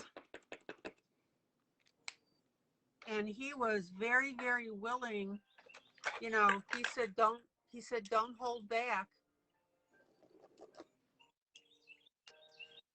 and talking, you know, and telling them. And obviously it was nothing nasty. I mean, it was all professional and the whole bit. Right. But I mean, we told him where we felt that things could be better. And so he is adjusting. And not only that, as just Julie brought on, Julie Claywell, and his next book will be different because of being on here. I was talking to him and I said, you know, Jeff, your coloring books, you're becoming known actually as that guy that puts the coloring book around about cats. And I said, I really don't think that you want to be pigeonholed into one particular genre. Right. And so we were, you know, kicking around ideas, and he said, oh my gosh, ILene, I've got a bunch of drawings that I've in storage for years. He said, I can pull those out. So his next book is going to be totally different. Well, that's an interesting outcome for him, huh? Yep. Oh, and Julie said he just made that announcement. So Julie, he just did that?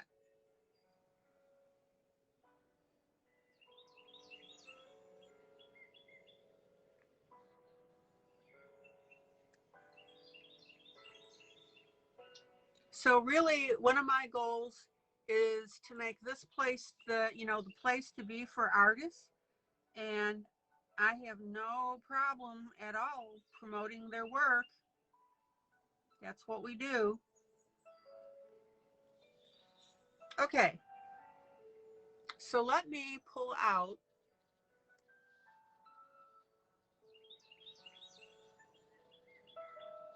Oh, he said on his Julie says on his Patreon video, he's back from his trip, and he apparently had just announced about his new book.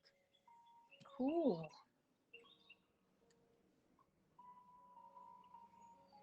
Okay, so guys, I'm going ahead and I'm putting down a base of yellow. And what I'm going to do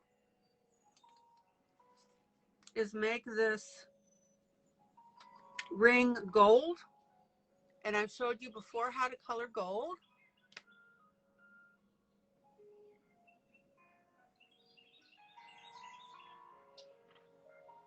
Okay, so Helen was saying what I would do is a few mini hexagons of bright pink on some of the scales just for a touch, but that's just me, she says. And she says she loves the drawings. Thank you.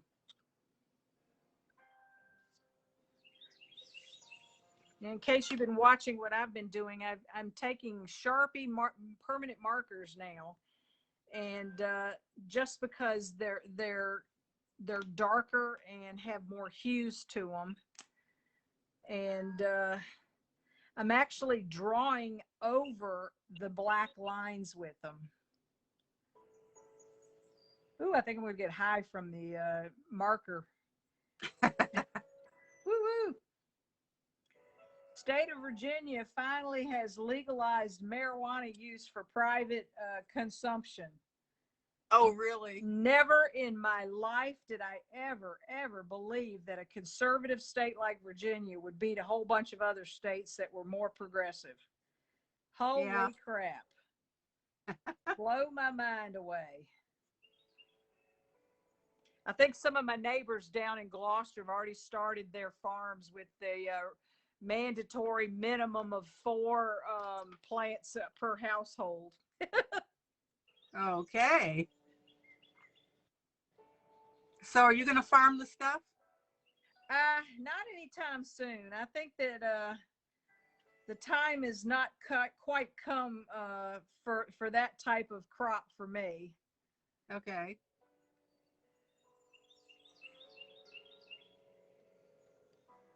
I have nothing against it as long as it's used in a reasonably responsible manner.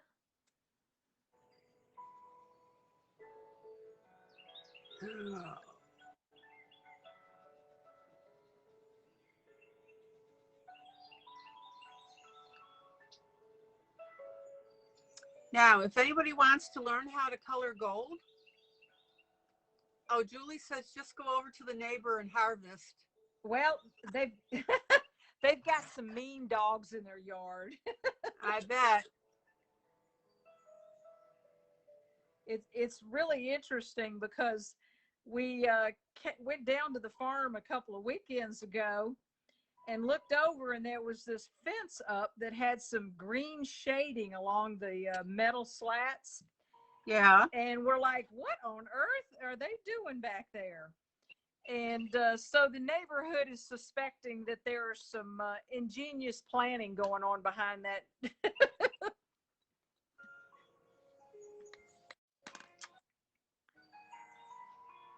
To each his own. So Julie says, well, no, a couple of steaks for the dogs will take care of that issue. Yeah, Sherry said that where she lives, only medical. It took away her pain, but I'm moving to a non-legal state, so back to pain. Oh, man.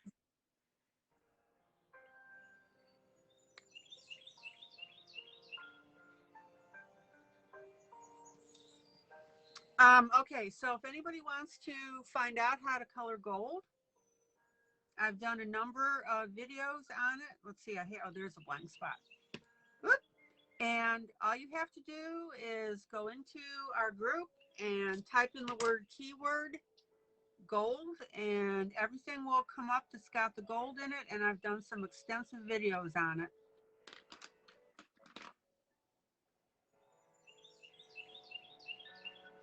So basically I'm starting with the yellow, and then I'm putting my brown on top of it here. And if you'll notice, I'm also leaving. ILene, what did you, okay, hold on. Sarah says, what did you use as the colored pieces in the middle? 3 different color shades, 3 different colors in black.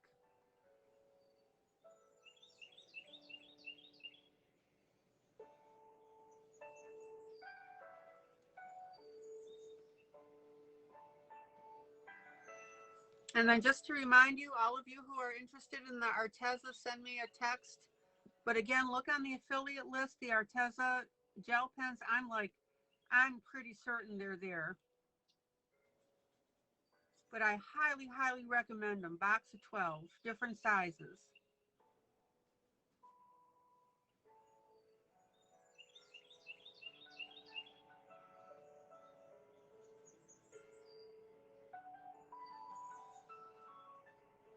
Okay. So I'm making, yeah, and Helen was talking about pumpkin orange. Does great for making copper color.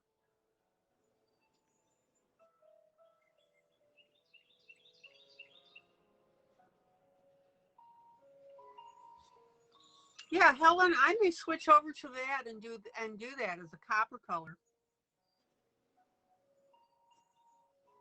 by adding orange to this.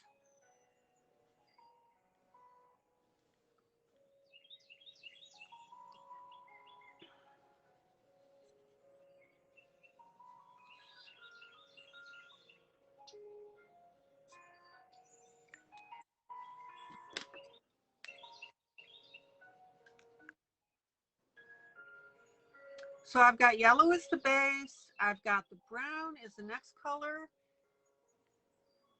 And I'm going to put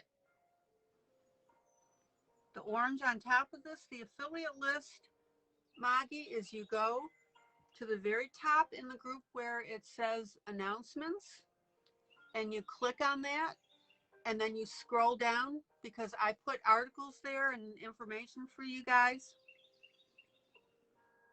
And the affiliate list is one of the things that's there.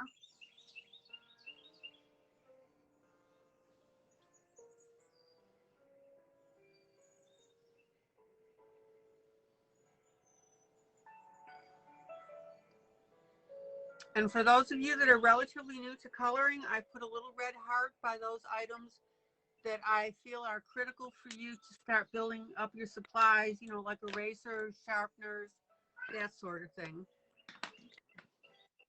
All right.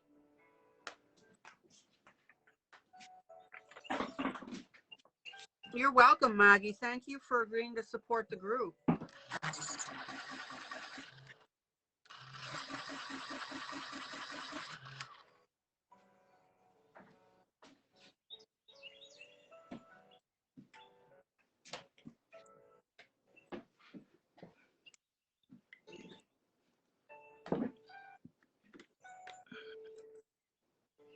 Okay, very, very, very light color of orange. Maggie, if you have any problems finding it, let me know.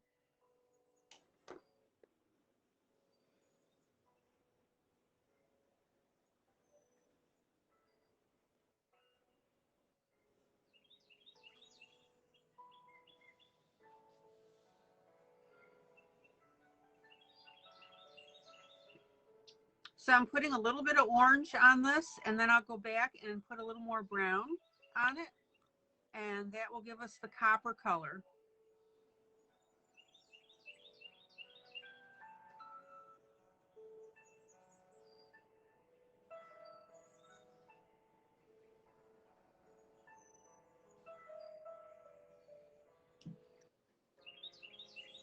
Okay, now I want to make a really important point about this side-by-side coloring. One of the reasons that I really like to do something like this is to show you the different interpretations on, oh, you found it, good. The different interpretations on the, on coloring. And it's important that you realize that there is no right and no wrong. Art is art. And so when you color, if you feel that you've made a mistake on your piece, it is incumbent upon you to work through that mistake and let that coloring take you in a slightly whatever different direction that it does.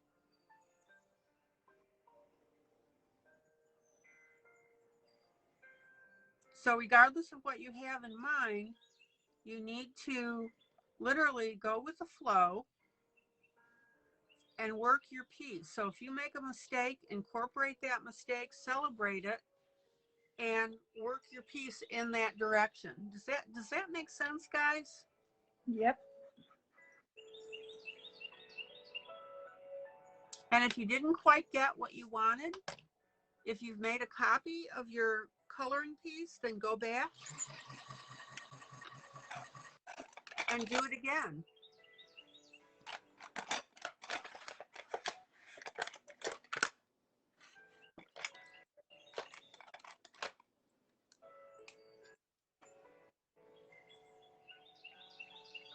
Okay, I'm coming in with a little bit of brown.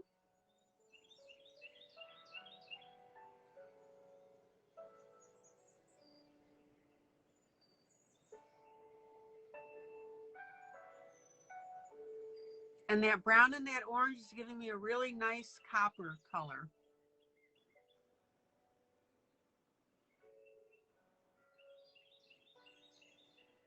Now, in my group, I do not allow my peeps to throw their pieces away.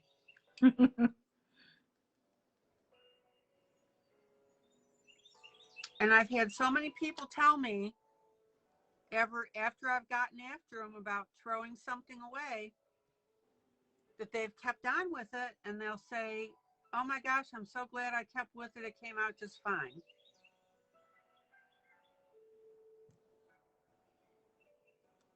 So the whole roundabout point of this conversation is, you know, I may have started out in one direction, and then I decided to go on another. That's why I tend to move around on my pieces, because I want to see how it speaks to me.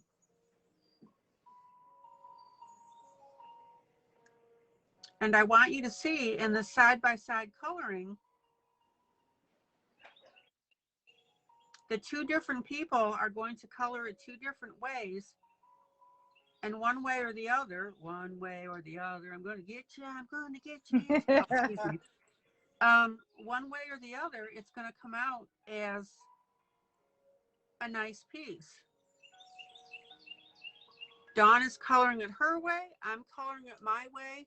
And you guys are enjoying, you know, both aspects of it. So just in case people are wondering what the heck I'm doing, I reached up and started grabbing some gel pens, and these are Das Kid Sapphire, and I think this is like a no-name brand, but I'm just using that to create some dark spots with a little bit more intense color in the areas where naturally there'd be some shading going on, some deeper shading.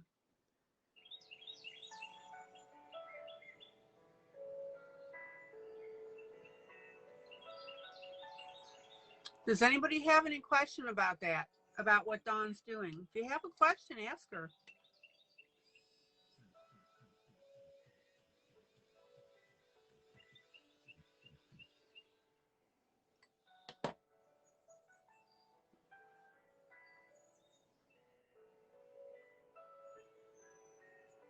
Okay, so instead of taking this piece gold, I'm taking a copper.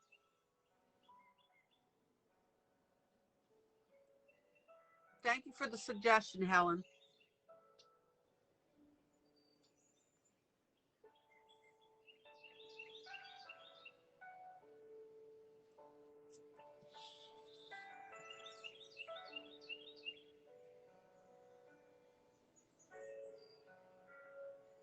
Now remember, keep turning your pencil as you color so that it keeps the point sharp.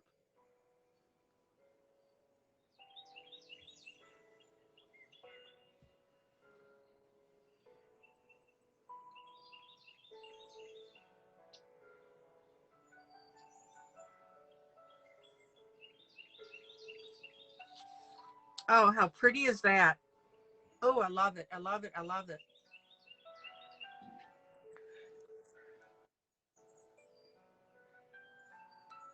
Well, your turtle looks like it ought to belong at the end of a gold necklace.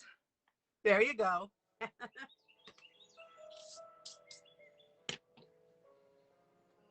Dawn, I really like how you're running those streaks of color down your turtle.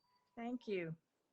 You know, like from that right eye of the turtle down, the darker blue and then the green and then the, yeah, wow, I love it.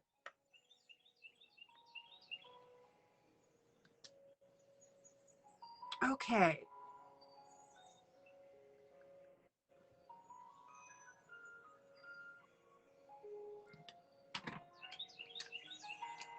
Oh, Dawn, I got to tell you, I don't know if you saw that broadcast, but I had a night where my peeps called out all the colors that they wanted.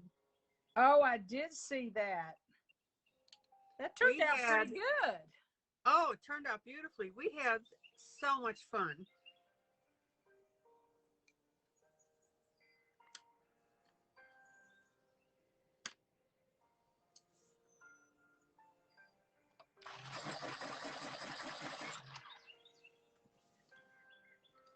If my peeps want me to do that again, I will. They did such a good job with that. They just liked telling you what to do for once. There you go.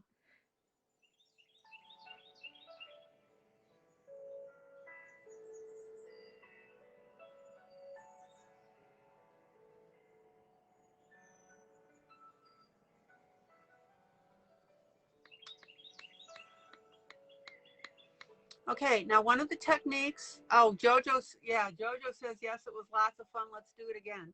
Yeah, I can certainly do that. Okay, everybody see how I'm coloring in little circles? When you have a larger area to color like this is a great way to do it. And you'll get a nice, even color.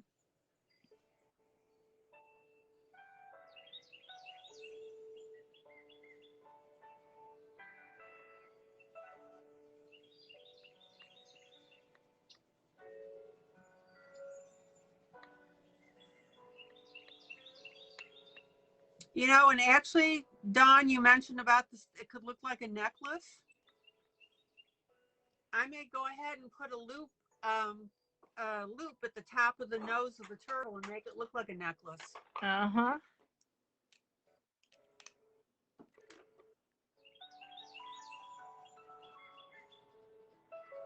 Oh, I got something on glue. Okay. Hi, Eileen. Okay, Eileen says, good evening. I printed out the turtle but haven't started coloring it yet. What are the rules of the contest? Well, there's nothing like really out of the ordinary. It's color it as pretty as you can, post it in the album, the photo album made especially for that contest. Hold And on, hold on 1 minute, Dawn. Maggie, good night. I'm glad you enjoyed this so much. You said you have to get your grandkids to bed. They're staring at you. Maggie, so glad that you joined us tonight, and I'm glad you joined the group. You give those grandkids a hug for us, okay? Okay, Dawn, go ahead. okay, so essentially just post your prettiest coloring version of this picture in the album in the group made especially for the contest. And then we'll pick a winner to get a copy of this book.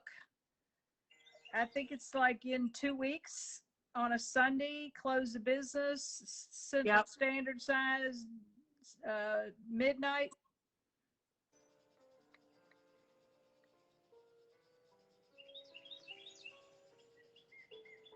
Yep, and that's basically it. Now, you don't have to use what you colored tonight if you're coloring along. If you want to redo it, that's fine. If you want to continue with what you're doing, that's fine.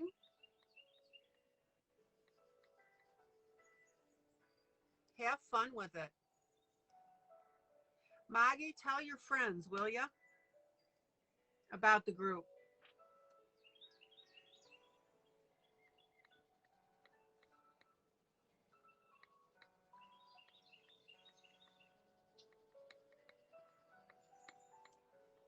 Okay, now I'm going to make this whole head of this turtle a gem as well. So I've laid down my light color.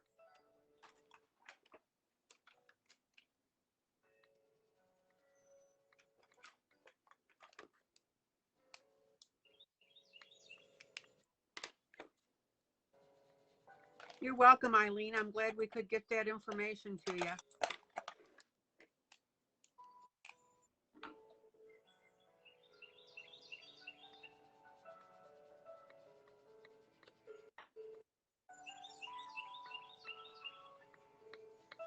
So I've got my light color. I've got my medium color now.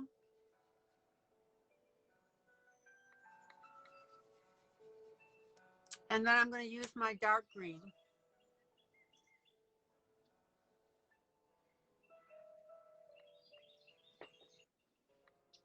And then I'll use my black, and then I'll put my Arteza white gel pen on it.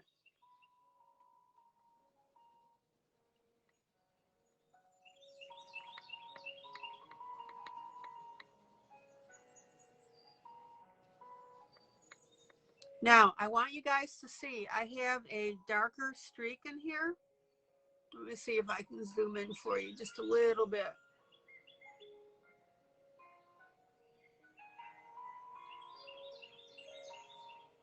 I've got a darker streak in here, and that actually works out perfectly because it makes your gem look like a flaw. There's got a flaw in there.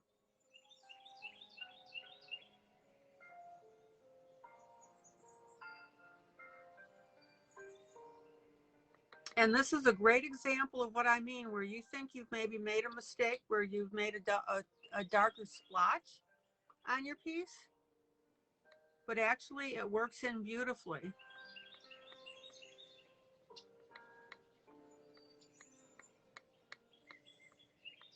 And that's why I absolutely do not want my peeps throwing their pieces out. If you want to know whether you've progressed in coloring, if you can overcome a mistake, that means you've progressed.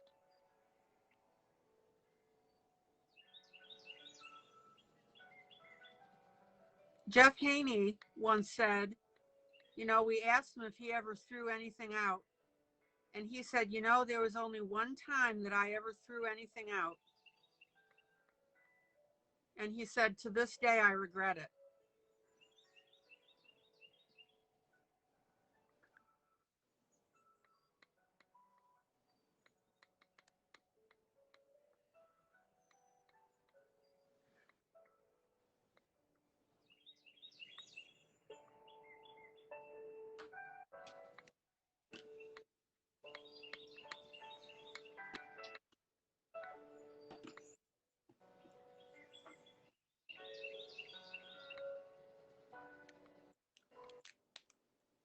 Yeah, and Sandy DeSanto says, I've corrected pieces and was happy with my fixes. There you go.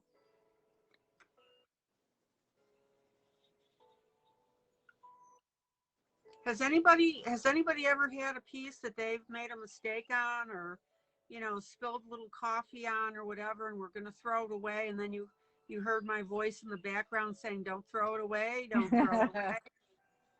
And then you fixed it, and then you decided that you like it. Anybody had gone through that and had that happen?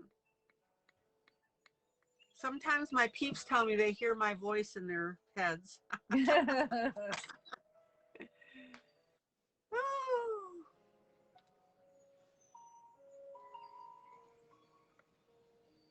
And Dawn, we've got 45 more minutes. The time is flying. Oh my gosh, really? What time is it? 9:15 my time. My goodness. Isn't that amazing how it flies? Yes.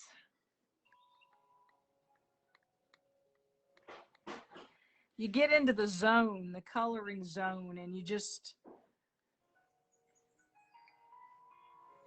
forget life's going on around you. Yeah. Oh, Rhonda says, oh, yes, she's had that happen to her where she's made a big mistake and was going to throw it out and then didn't and was able to fix it.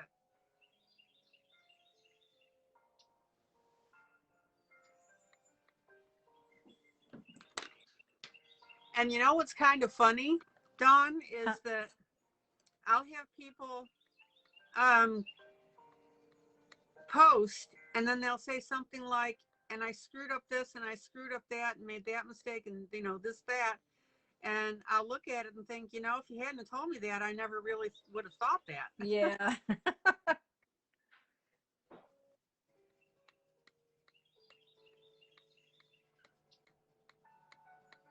Everybody see how I'm streaking the green here to make it more gem-like?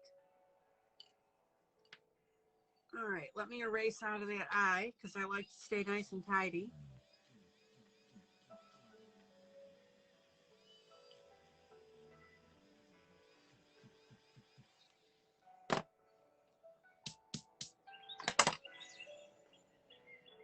And let me grab a little water.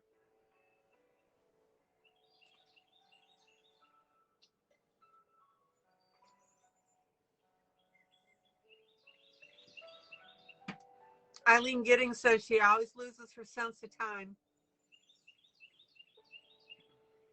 when she colors. And Julie says, I hear you saying, hold your pencil further back, light layers. Yay!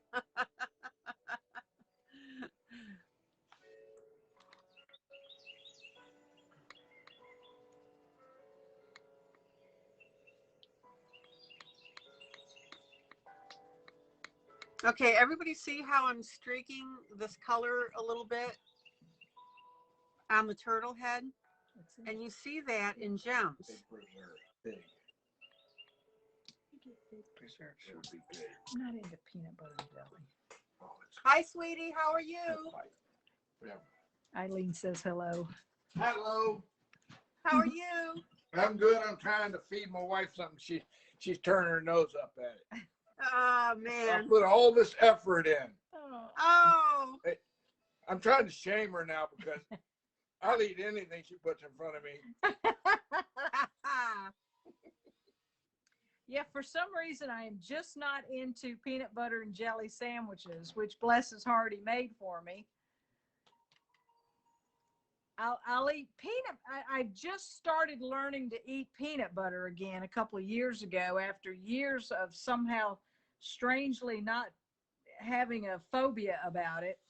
Okay. Haven't worked myself up to mixing the jelly with it yet. Really?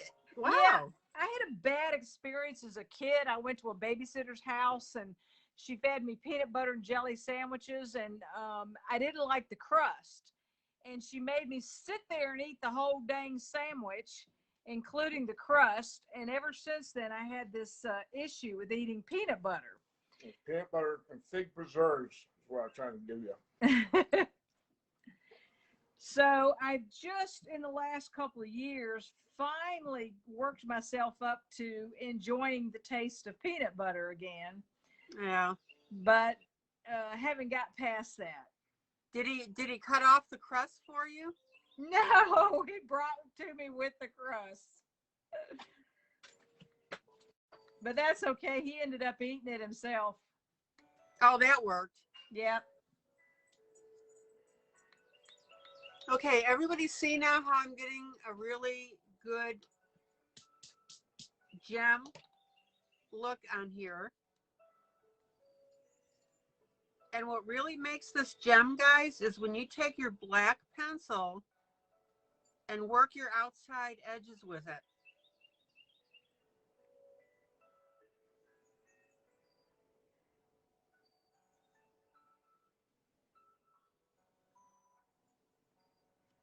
And you just have to experiment.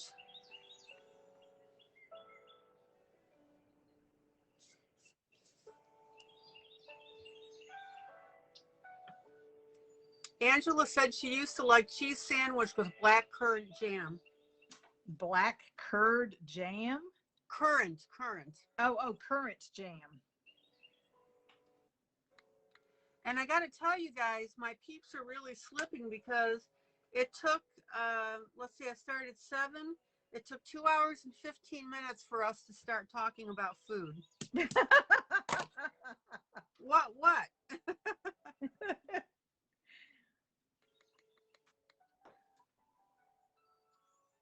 Okay, so now I'm going to go ahead and I'm going to get my white Arteza.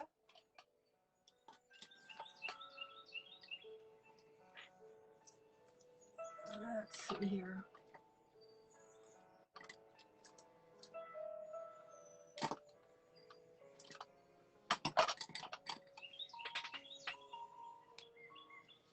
Oh, what I really like is I like to toast. I'll toast bread and then I'll put butter on it and then I'll put peanut butter on it and eat that. Love it. Butter and butter. Yeah.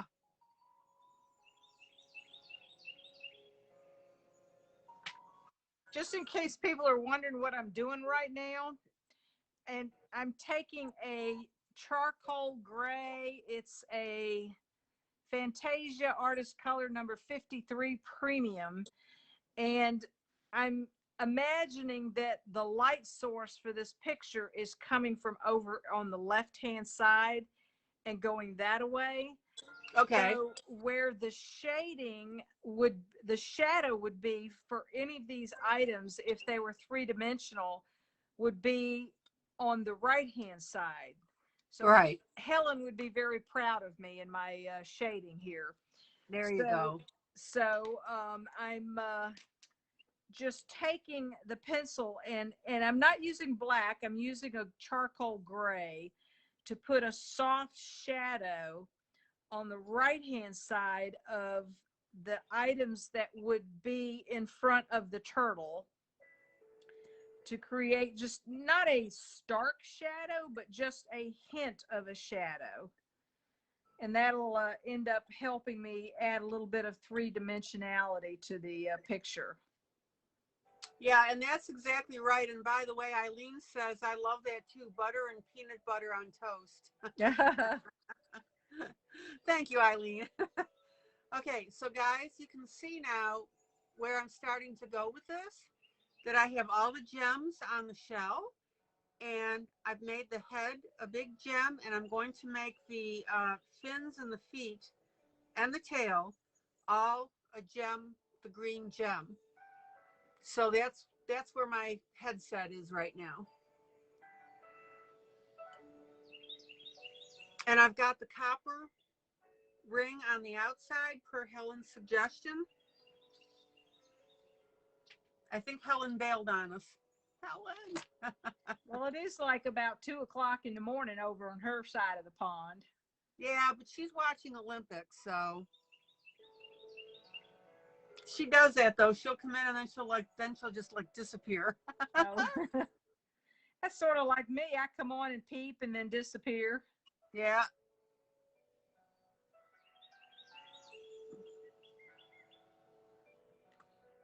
Now, eventually what I'll do is I'll go back and I'll add a darker edge on either side. And that's going to make that copper then look dimensional, kind of like the shading that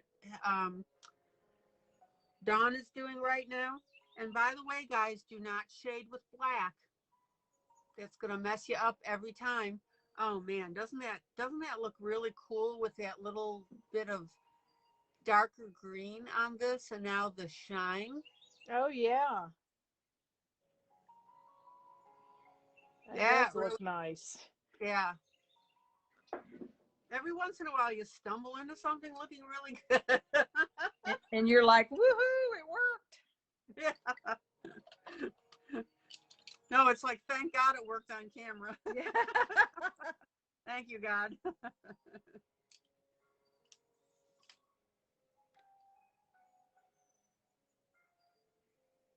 Angela asked if the straight lines are part of the background. Yes.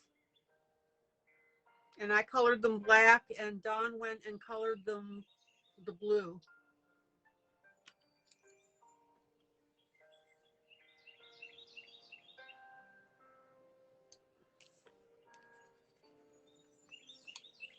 Hey, if any of you members that are watching right now, once the event is over and you have been coloring this particular picture, I would absolutely adore seeing works in progress. Yes. So after the event is over, come back and thrill us with your just work in progress. That'd be fun to see. Yeah, actually, guys, I would really appreciate if you would do that, because that also helps promote the event. It doesn't matter how little or how much you colored. Would love to see what you did.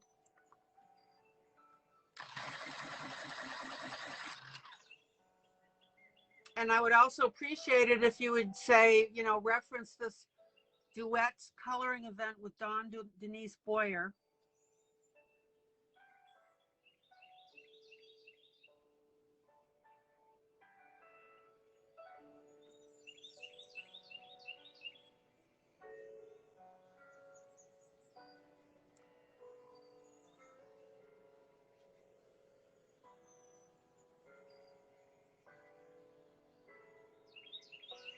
And it doesn't matter how much you've done, even if it's just a little bit. It would be really great if you would post it. Give us a taste of your talent. Yeah.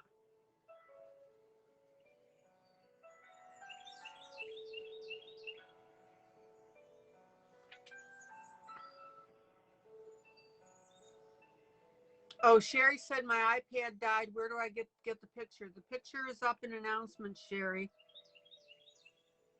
And then it's in the files.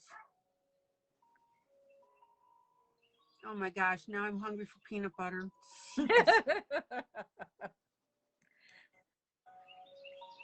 And I'm not sure if I have any bread or not. That's the really bad part. You know what, my favorite peanut butter on something right now is rice cakes. Okay. Why? Well, I used to eat a lot of rice cakes when I was on diets before trying to lose weight, and Uh-huh. so I get the caramel apple flavored rice cakes and Oh, peanut butter, and then every once in a while, if I'm really adventurous, I may drizzle just a little bit of the Hershey's chocolate syrup on top. oh. Yeah, I'm thinking plain rice cake. I wasn't thinking that you had like the caramel and the stuff like that. Oh yeah, those flavored rice cakes are the bomb diggity. Oh. Oh, and Vicky loves peanut butter. You know how dogs love peanut butter. I don't know if you know that.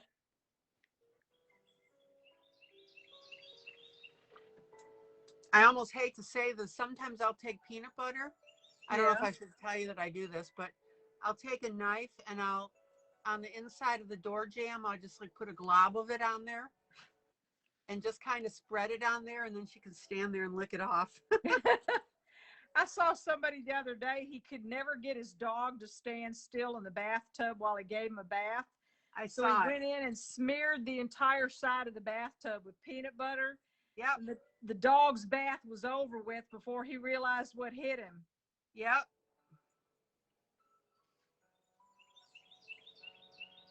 And you know, the really neat thing too is if that dog associates a positive like that, Yep.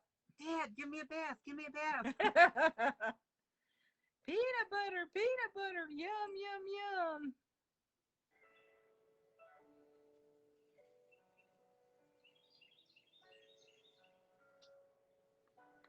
And by the way, guys, while I'm thinking about it, when you get peanut butter, store your jars upside down, and then that way, all the oils will percolate through it.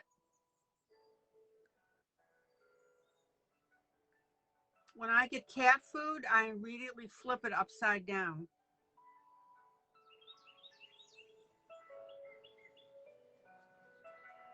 There we go. All right, everybody see now how I'm. Oh, ILene said she's using peanut butter in the mouse traps in her trailer. She got 4 so far. Okay.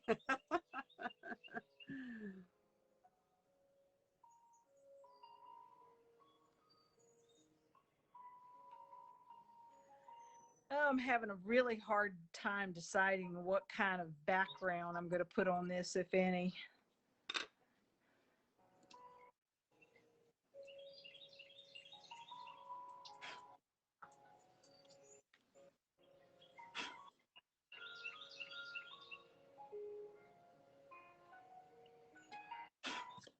If anybody needs a good suggestion for an eraser for these colored pencils, I bought this. It's an ink pen called Paper Mate Eraser Mate. And it's, I mean, one end is a pen, but it's supposed to have erasable ink in it.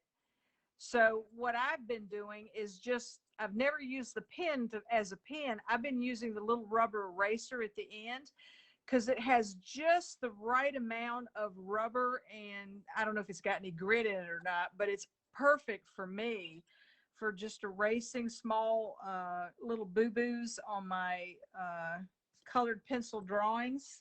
Yeah.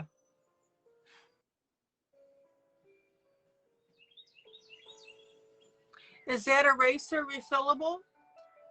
I don't think so. I think the whole pen is like a disposable, but this pen, I think I bought like a pack or 2 or 3 of them. You can see how much the erasers have been used. Some have Yeah. worn down, but I've had these pens probably for 8 or 9 years. I don't even know if the ink in the pen themselves works anymore, Okay. but they've been brilliant erasers. And what you buy them for is the pen instead of the eraser. So if you find these kind of rubber erasers out there and they're really expensive, try the alternative of just buying the ink pen with the rubber eraser on the end and see if it's any cheaper alternative. Yeah.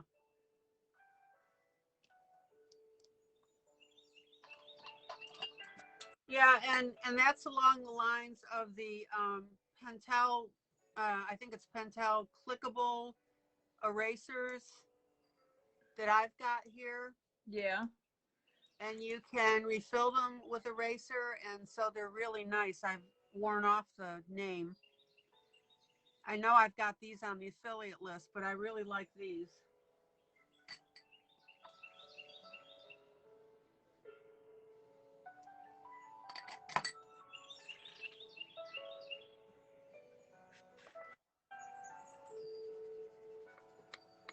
Hi, Vicki. Do you think you're going to get something? Not yet. Oh, Dawn, I don't know if you heard this story. So, you know, I mean, Vicki's very used to my routine by now.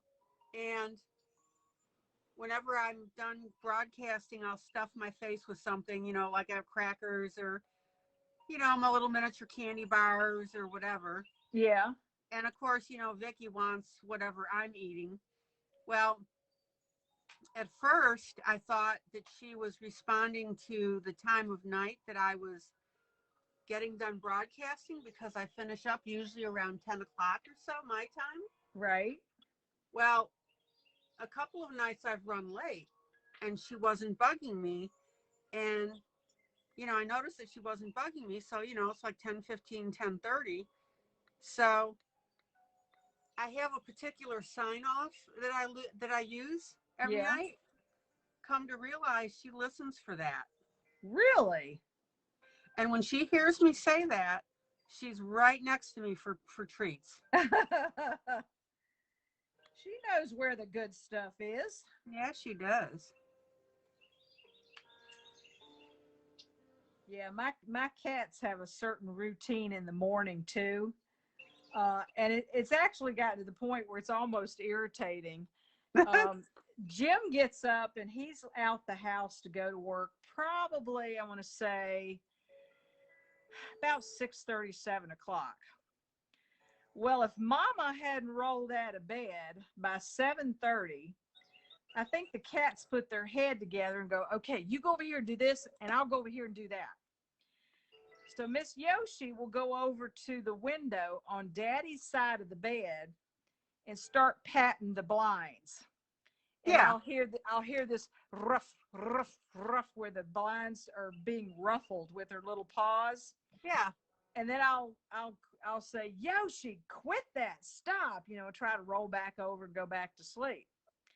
Well, if that doesn't work, then she'll come over to my side of the bed, and the wires that are hanging down on the bed next to me that is plugged into my phone and chargers and all that kind of stuff, she'll start pulling on them. and they'll start rattling. Now, if that doesn't work, Miss Bibbs will come in and say, "Okay, I'm going to save the day."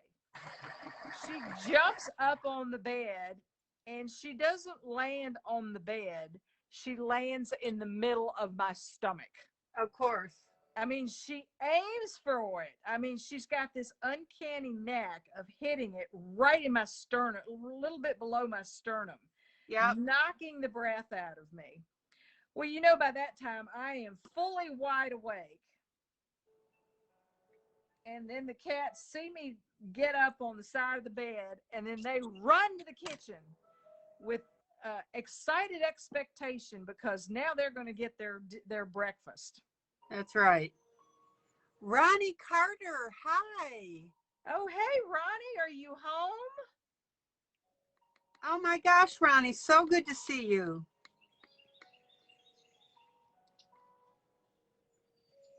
You got to let us know if you're home and how you're doing.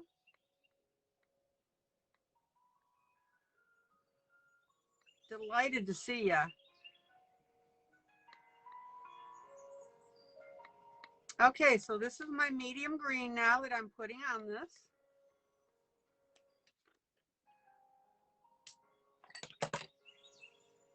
Ronnie Bobani.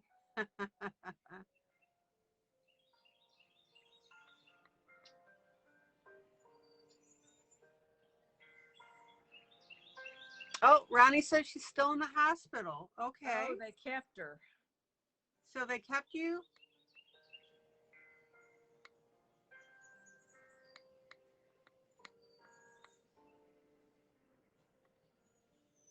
Well, Ronnie, we sent up prayers for you.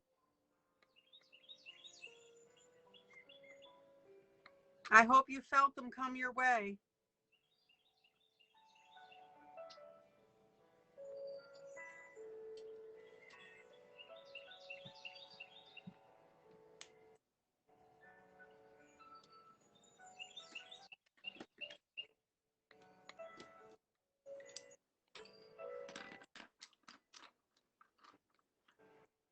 So your blood pressure and heart rate bottomed out 2 times today.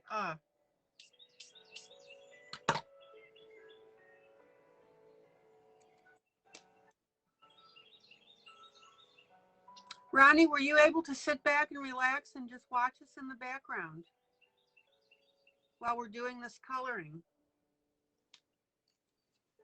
Okay, everybody see now how I have my, oh, you're welcome, Ronnie. How I have my 2 shades of green, my lighter green, my medium green is here.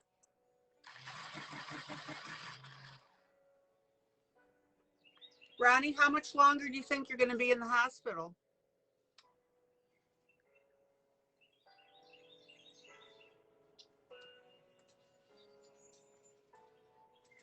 We're pulling for you, Ronnie.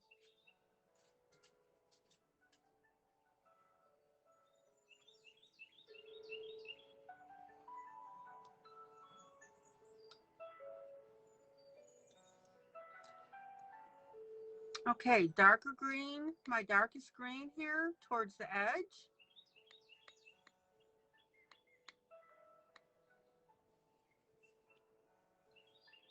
Anybody have any questions how I'm making this jewel effect on the flapper, I was going to say.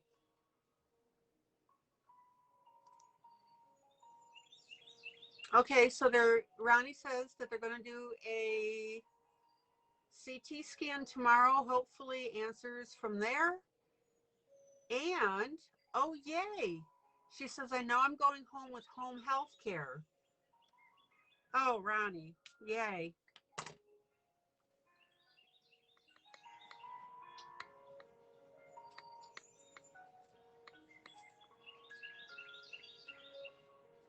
So glad to hear that.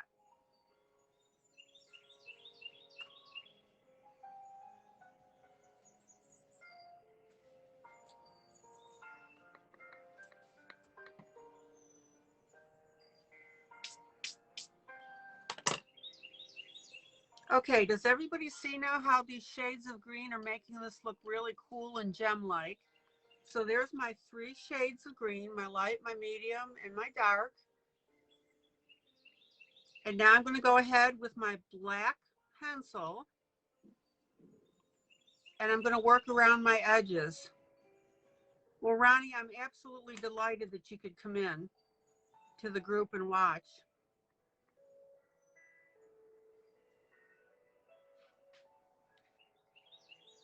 So Ronnie says, just don't know when and just praying for answers. Oh, they will come.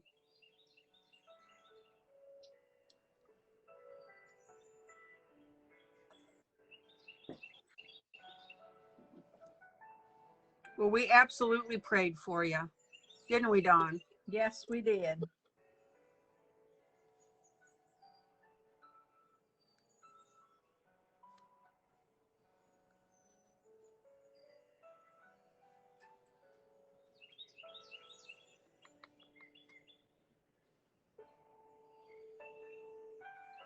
Well, can you relax with us a while and watch this color? See, now we got to stop talking about you.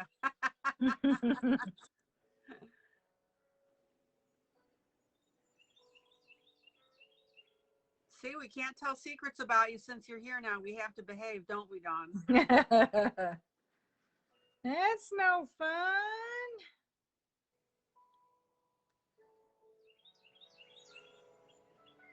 See, now we can't talk about Maddie either because she was, she's on here now, even though she was on vacation. Oh, so did she come back in? Yeah, Maddie's been here. Ah. I believe she's still here. Maddie, you still here? See, Ronnie, you're messing up our evening now that we can't talk about you. Spread stories about you. And you missed us talking about, yeah, pick on Helen if she's gone. I was just gonna say you missed our stories about Helen. She was here when she was flashing everybody. And the great thing about it, Helen had a great sense of humor too. Yeah, she does. Oh yeah, Ronnie says it's okay. I can always watch the replay to see what you said. Oh, Well, Ronnie, I want you to watch the replay because I want you to hear the prayer that we had for you.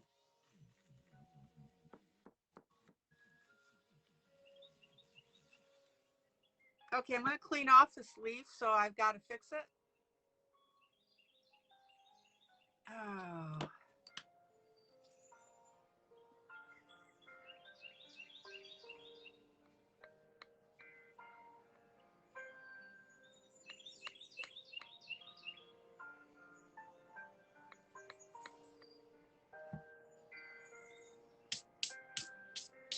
Well, Ronnie, you just lean back and relax, and we're on for another 17 minutes, and I hope you can enjoy what we're doing.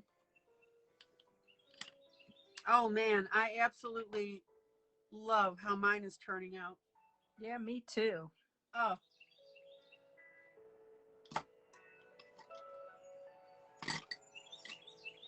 I knew that I wanted to get a gem look on here, and it's coming out just the way I wanted. Okay, so I'm going to use my Arteza pen again and put a couple dots there. We better be careful. I don't know if it's going to be a problem making Ronnie laugh or not. I'm guessing that she's all wired up.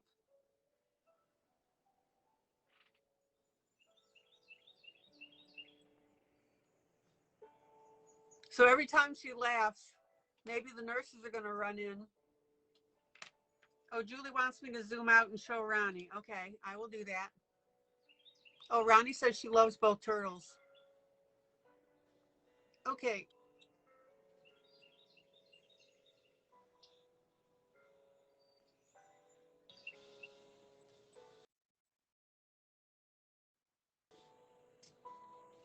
There you go. Can you see that, Ronnie?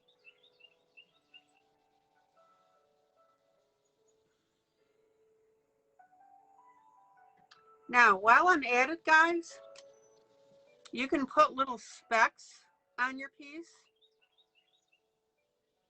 if you want to make it look like it's got different inclusions in it. Oh, Ronnie says, I love a good laugh. My room is known as the Comedy Central. Okay. Do you have a private room?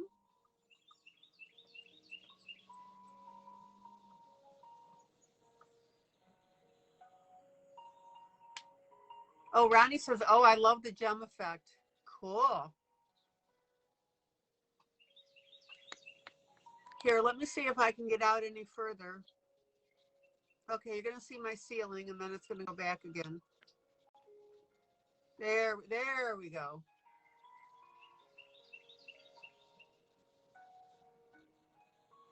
And Helen wanted me to do copper around the outside instead of gold, so I did copper.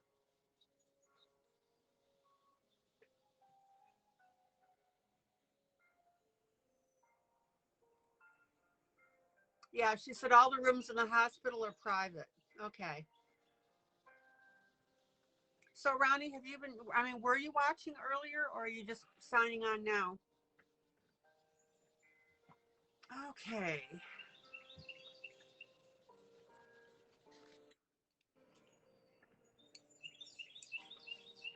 Now, guys, I want to bring up another point. Oh, Ronnie says, Dawn, I'm over the regional in Newport News. Oh my goodness, that's way down the road.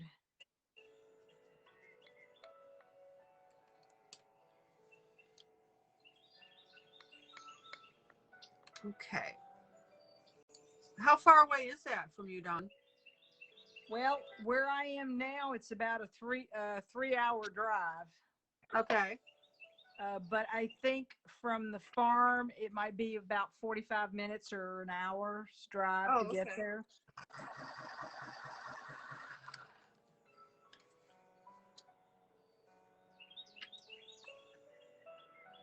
Yeah, Ronnie said that she just joined us, so. Okay. So Angela says, a few years ago, I was in the hospital because of a blood clot.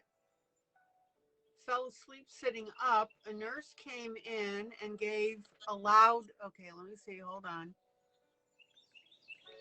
A loud gasp. I woke up and she said, what? And she said, oh, I thought you were dead. Oh my goodness. Oh, lovely.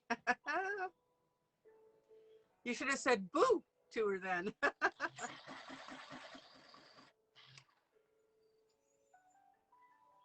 That's when you should have said, looked her straight in the eye and go, oh my God, you can see me? Yeah. Oh, yeah, there you go. That's really good. That reminds me of the guy that was in the hospital that had to give a sample of urine to the nurse. Yeah. And so he thought he would pull a little prank on her. And he puts, the nurse walked out, giving him the cup and et cetera, et cetera. And he put apple juice in the cup. And then she came, yeah, you know where this is going. Yeah. So then she came back in and she goes, my goodness, that just looks, like a really odd color. And he says, oh, well, do you want me to run it through again? And he picked it up and drank it. Oh. That's too good. Yeah.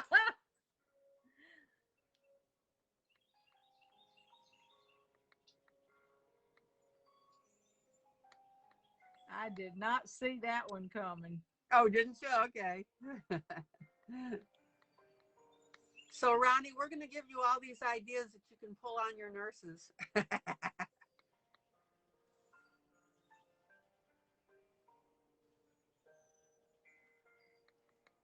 Well, Ronnie, I'm so glad that you're going to be going home with home health care. That's great.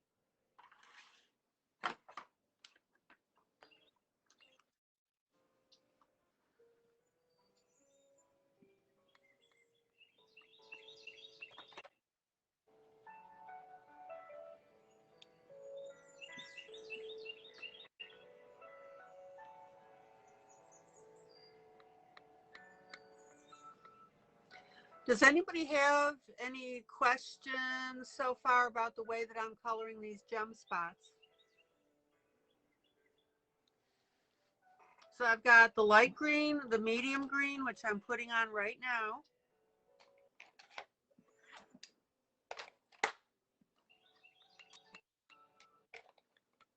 Are you going to do a background, Dawn? I'm undecided. I really am struggling. What would you think of move your piece to the left just a little bit? A what? Say it again. Move your piece to the left just a little bit towards your pen. There you go. You know what might look really neat is if you go with like a black background. Do you have black Sharpie? Not too terribly fond of black Sharpies. Okay. I think the black would look really cool with that. Uh-huh. Oh, I like your little dots that you put on there. When did you do that? While you were talking, I used the Arteza gel pen white. Cool, I love it. Sort of gives it a little flavor of like sunlight speckles. Yeah. Reflecting off of it.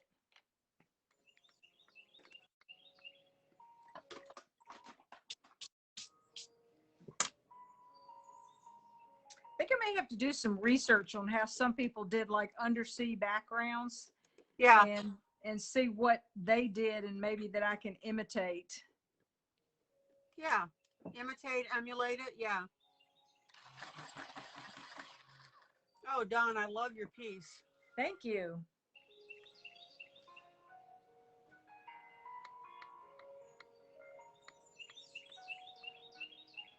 Okay, so on this other fin, I'm going ahead and I'm adding my dark green. So again, this is, haven't decided how to do the turtle back filling in the leaves. That's what Angela says.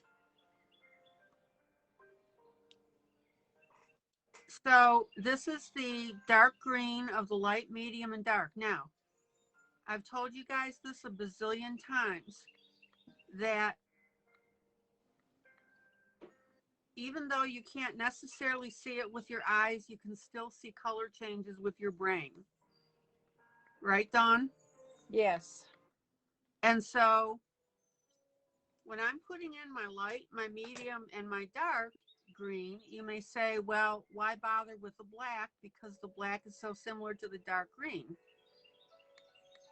And the thing is, when you put those extra shades in there and that dimension, Angela Campbell says, I'm going to have to get this book. You'll love this book. When you go ahead and put in like the dark shading, you may not be able to clearly ascertain it with your eyes, but trust me, it makes a difference. It really does. And what I want you to do is look at the difference between this flipper and this flipper where I've got the black and this one where I don't. Everybody see that difference? Yeah, push your picture just a little bit up to the left and to the top. Left? A little bit further up. Perfect, right there. Okay. So you can see the difference. And the thing is, when you put this black haze over the colorings of your three colors, and you can see it on this gem and all these other gems, putting that black haze, see it on the head? That's what makes it look like it's encased in a ball. Does that make sense? Yeah. So that's why that you want to go ahead and do that. Now, one of the things I was reading up on Krylon, one of the things that they tell you that you can do with Krylon is if you're coloring and in the middle of coloring, you're starting to get wax bloom or you're having problems with your paper accepting your pencil, you can go ahead and you can spray additional Krylon in it in the middle of your coloring. So in other words, if you notice that you're having problems with your colors sticking or you're getting that wax bloom, you take a little bit of Krylon and you can spray it on and let it dry, and then you can continue coloring on your piece. And what that Krylon does, guys, is that makes a grip for you for your pencils, and then that's what's going to make your color stick. Okay? But again, I want you to see on that black how that black shading really makes a difference and makes that look like a rounded gem and makes it look translucent. So don't be afraid of your colors. And this is the only time that I would ever say it's okay to use a black pencil as freely as what I'm recommending on this piece. Normally, remember when I did here, hold on. Remember when I did the shading on the flower here? On the grayscale, I did not use black, I used gray. You don't want to use black because it's just too much. So this I've used, the darker gray was 95% or so, which means you're not going 100% black. So I just want to make sure you guys understand that difference. So on this flipper here, I'm now going ahead and putting my black on, and it's just that little bit of extra oomph and color difference that you're going to see. I'm looking over my shoulder at the larger vision of your picture on my computer. Uh-huh. You know, it look, have you ever put a seen a how to describe it? You know those colored pieces of glass that you get that are like half marbles at the Dollar Tree store? It looks like his head looks like you've put a piece of that half piece of glass over it, and you could see through it to what's underneath it. Right, exactly. It's Gotcha. it's hard to describe, but it's just it in the larger vision versus my little looking at the tiny screen on the phone. I'm just like agog. It's beautiful. Yeah, it really, that shine and that translucent, and it makes it look like it's a round marble in there, doesn't it? Yeah. So Angela says my printer leaves black powder dust all over the picture on this paper. So I'm looking forward to the book that Dawn, has. Um, what sort of paper do you use in your books? Well, I don't print the books. KDP and Amazon partner with a printer who do the print the books on demand. I have heard that the paper quality is getting a little bit better over the last year versus what was they were using years ago. Um, but I think it's a 70-pound paper. And so it's just like you pick up any book in at a store, and it's going to be that kind of paper, like a paperback book. Yeah. But if you're concerned about the paper and the quality and stuff like that, then you can always print it on cardstock. And then what ILene does is before she even starts coloring, she puts she sprays fixative on it. Yeah, And the problem with her though is that she's got the see the paper here? I don't know if you can get a feel for it as I'm flipping it here. You see it? On a scale from 1 to 10, I'd say probably it was about a 5. It's a little thicker than some of your thinner paper that you get on coloring books, um, with 10 being a cardstock. But the yeah, problem, those high brand label coloring books like Joanna Basford and Millie Mariotta, you're paying more for the paper in the coloring books right, because they're using a higher grade paper. I unfortunately, for me, in my opinion, we're not creating a Rembrandt masterpiece here. People are coloring for a hobby and for fun. And a lot of them can't afford to buy the very expensive books, right. on their budget. There's a few out there that just spend gobs of money on the books and the coloring media and stuff like that. So, I'm not trying to make an excuse, but the paper is good enough for what most people want to color. Right. And if you seriously have a hankering for the paper to be really, really nice, then buy the book, put it on your printer at home, scan it, and then put it on cardstock. And then, spray it with the fixative, and there you go. You have a high quality image without printer ink smudging, and you're good to go. Right. But like I said, Angela has a powder-based printer because apparently from what she said is that they travel sometimes for 4 to 6 months, well, 4 months of the year. Yeah. And so she was advised to get a powder-based printer because if she'd gotten liquid, that liquid would have settled in the printer and caused it to jam. Huh. I've never heard of such a thing.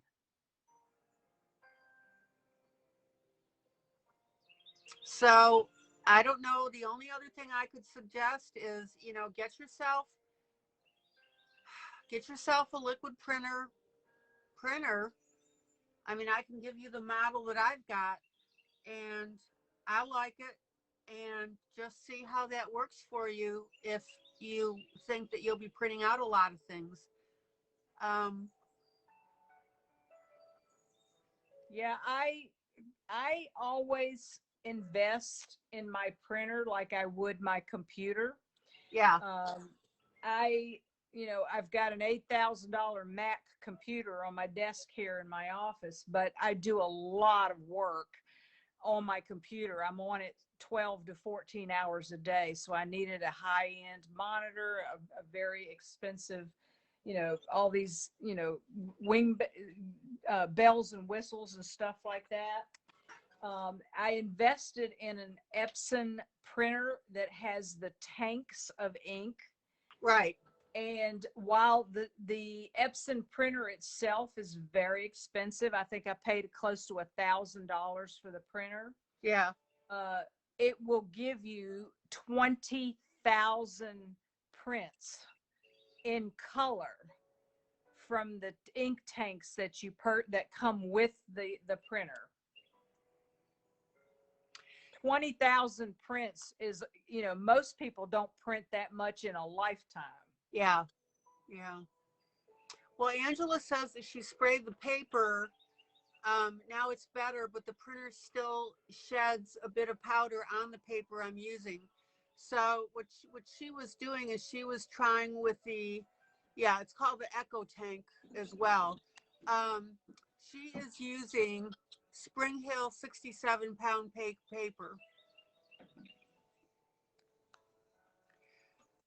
So the issue right now with her is the powder, and her thought was she could pre-spray the page with the fixative and then run it through the printer, and hopefully the powder would adhere, but she said it's still coming out fuzzy.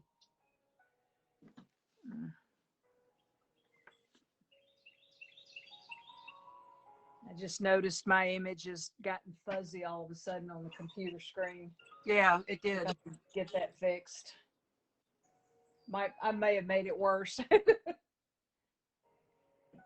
It's really weird how it just does it, although it looks very pretty with all your shading on it. I mean, it looks gorgeous. Yeah, let me see if I can flip the camera around and fix it. Okay.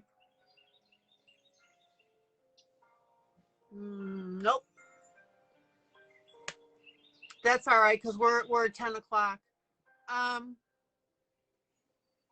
Yeah, Tracy Cromwell. Welcome, Tracy. She's new. I would rather buy the book than print out pages. Yeah.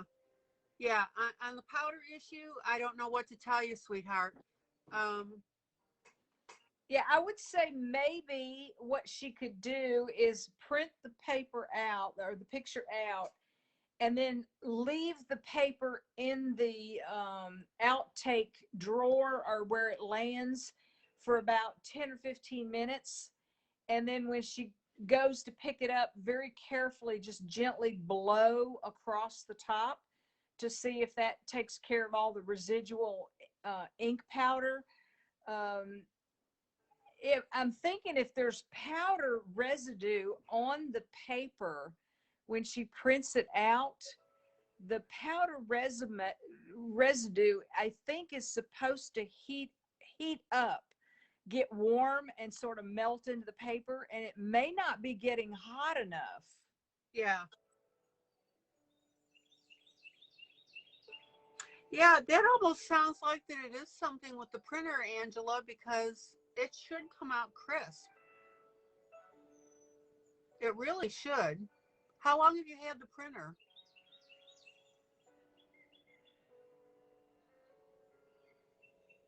It just may be something. I It almost sounds like there's something in the print heads on the printer, because that shouldn't make any difference at all in printing out the page. Does she have another question is she using brand name ink or generic ink? Oh, good question. Okay, Angela says her printer is a couple of years old. Okay. Um, yeah, and Sherry is saying, or the paper has something on it that's keeping it from sticking. Try different paper. That should come Yeah, out crispy clear. yeah, if the paper has any varnish on it, which creates anywhere from a light to a impactful shine. That paper is not good for putting through uh, powder printers because Yeah. the varnish keeps it from sticking. Okay, Angela, what you need to do, okay, she says she's using generic printing cartridges, and that may be a problem as well. Okay, Yeah. Angela, what I'm thinking, take a piece of your standard copier, copy paper, regular copy paper, and print out on that and see if your image comes out clearly. If it does, that means that the problem is with your paper. And as Dawn mentioned, it may have a manufacturing varnish on it or something on it that's not allowing that to stick. So And bottom line with that, try different papers and see what's happening. Hi, Wanda. yeah. Now another option, send a blank piece of paper through the printer and then quickly put it back in while it's warm and put it through the printer again with the image to see if that might help. Okay, and she just said also that the thinner paper seems okay. So it sounds like it's a problem with the paper that she's using. Well, she said she was using generic ink cartridges too. Right, but she did say that on the thinner paper she doesn't get that problem with it. Interesting. So I think what's happening is the either the thickness of the paper or whatever coating is on there is causing the problem. Okay. Well, it So looks like my image sharpened back up. yeah, it did. That's really weird. So Angela, you found out that you can use a thinner paper and it comes out sharp. All I can suggest is to try different papers. Um, to Of course, if she's trying to get a thicker quality paper so she can color on it, she's between a rock and a hard place there. Yeah, Angela, I don't know if you have Walmart in Australia, but go to an office supply store and just get some standard cardstock. And all I can say is just try different papers through there. Ask them if they can give you just a couple, pieces, and see if that will help.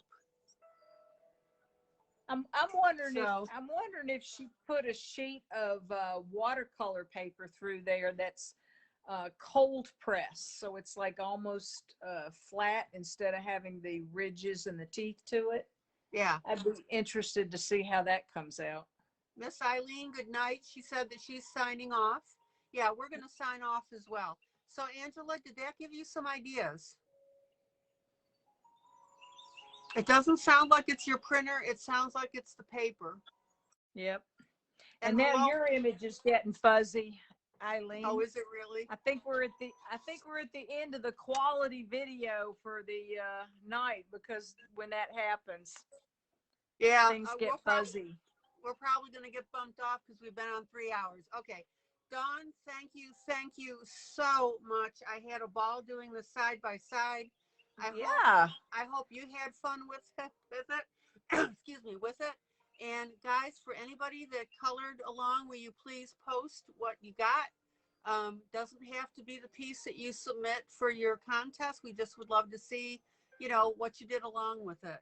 So, yay, had a good time. Have a good night, everybody. Thanks for joining us, and hope you had fun watching. Absolutely. All right, guys, joyous coloring. Love you guys. Thank you so much for attending. Welcome all our new people. Guys, be kind to each other. I know you are. This is what makes our group so special. And guys, we will see you tomorrow night. Take care. Love you all. Frasco, thank you so much. All right, guys. Talk to you later. See you tomorrow night. Bye.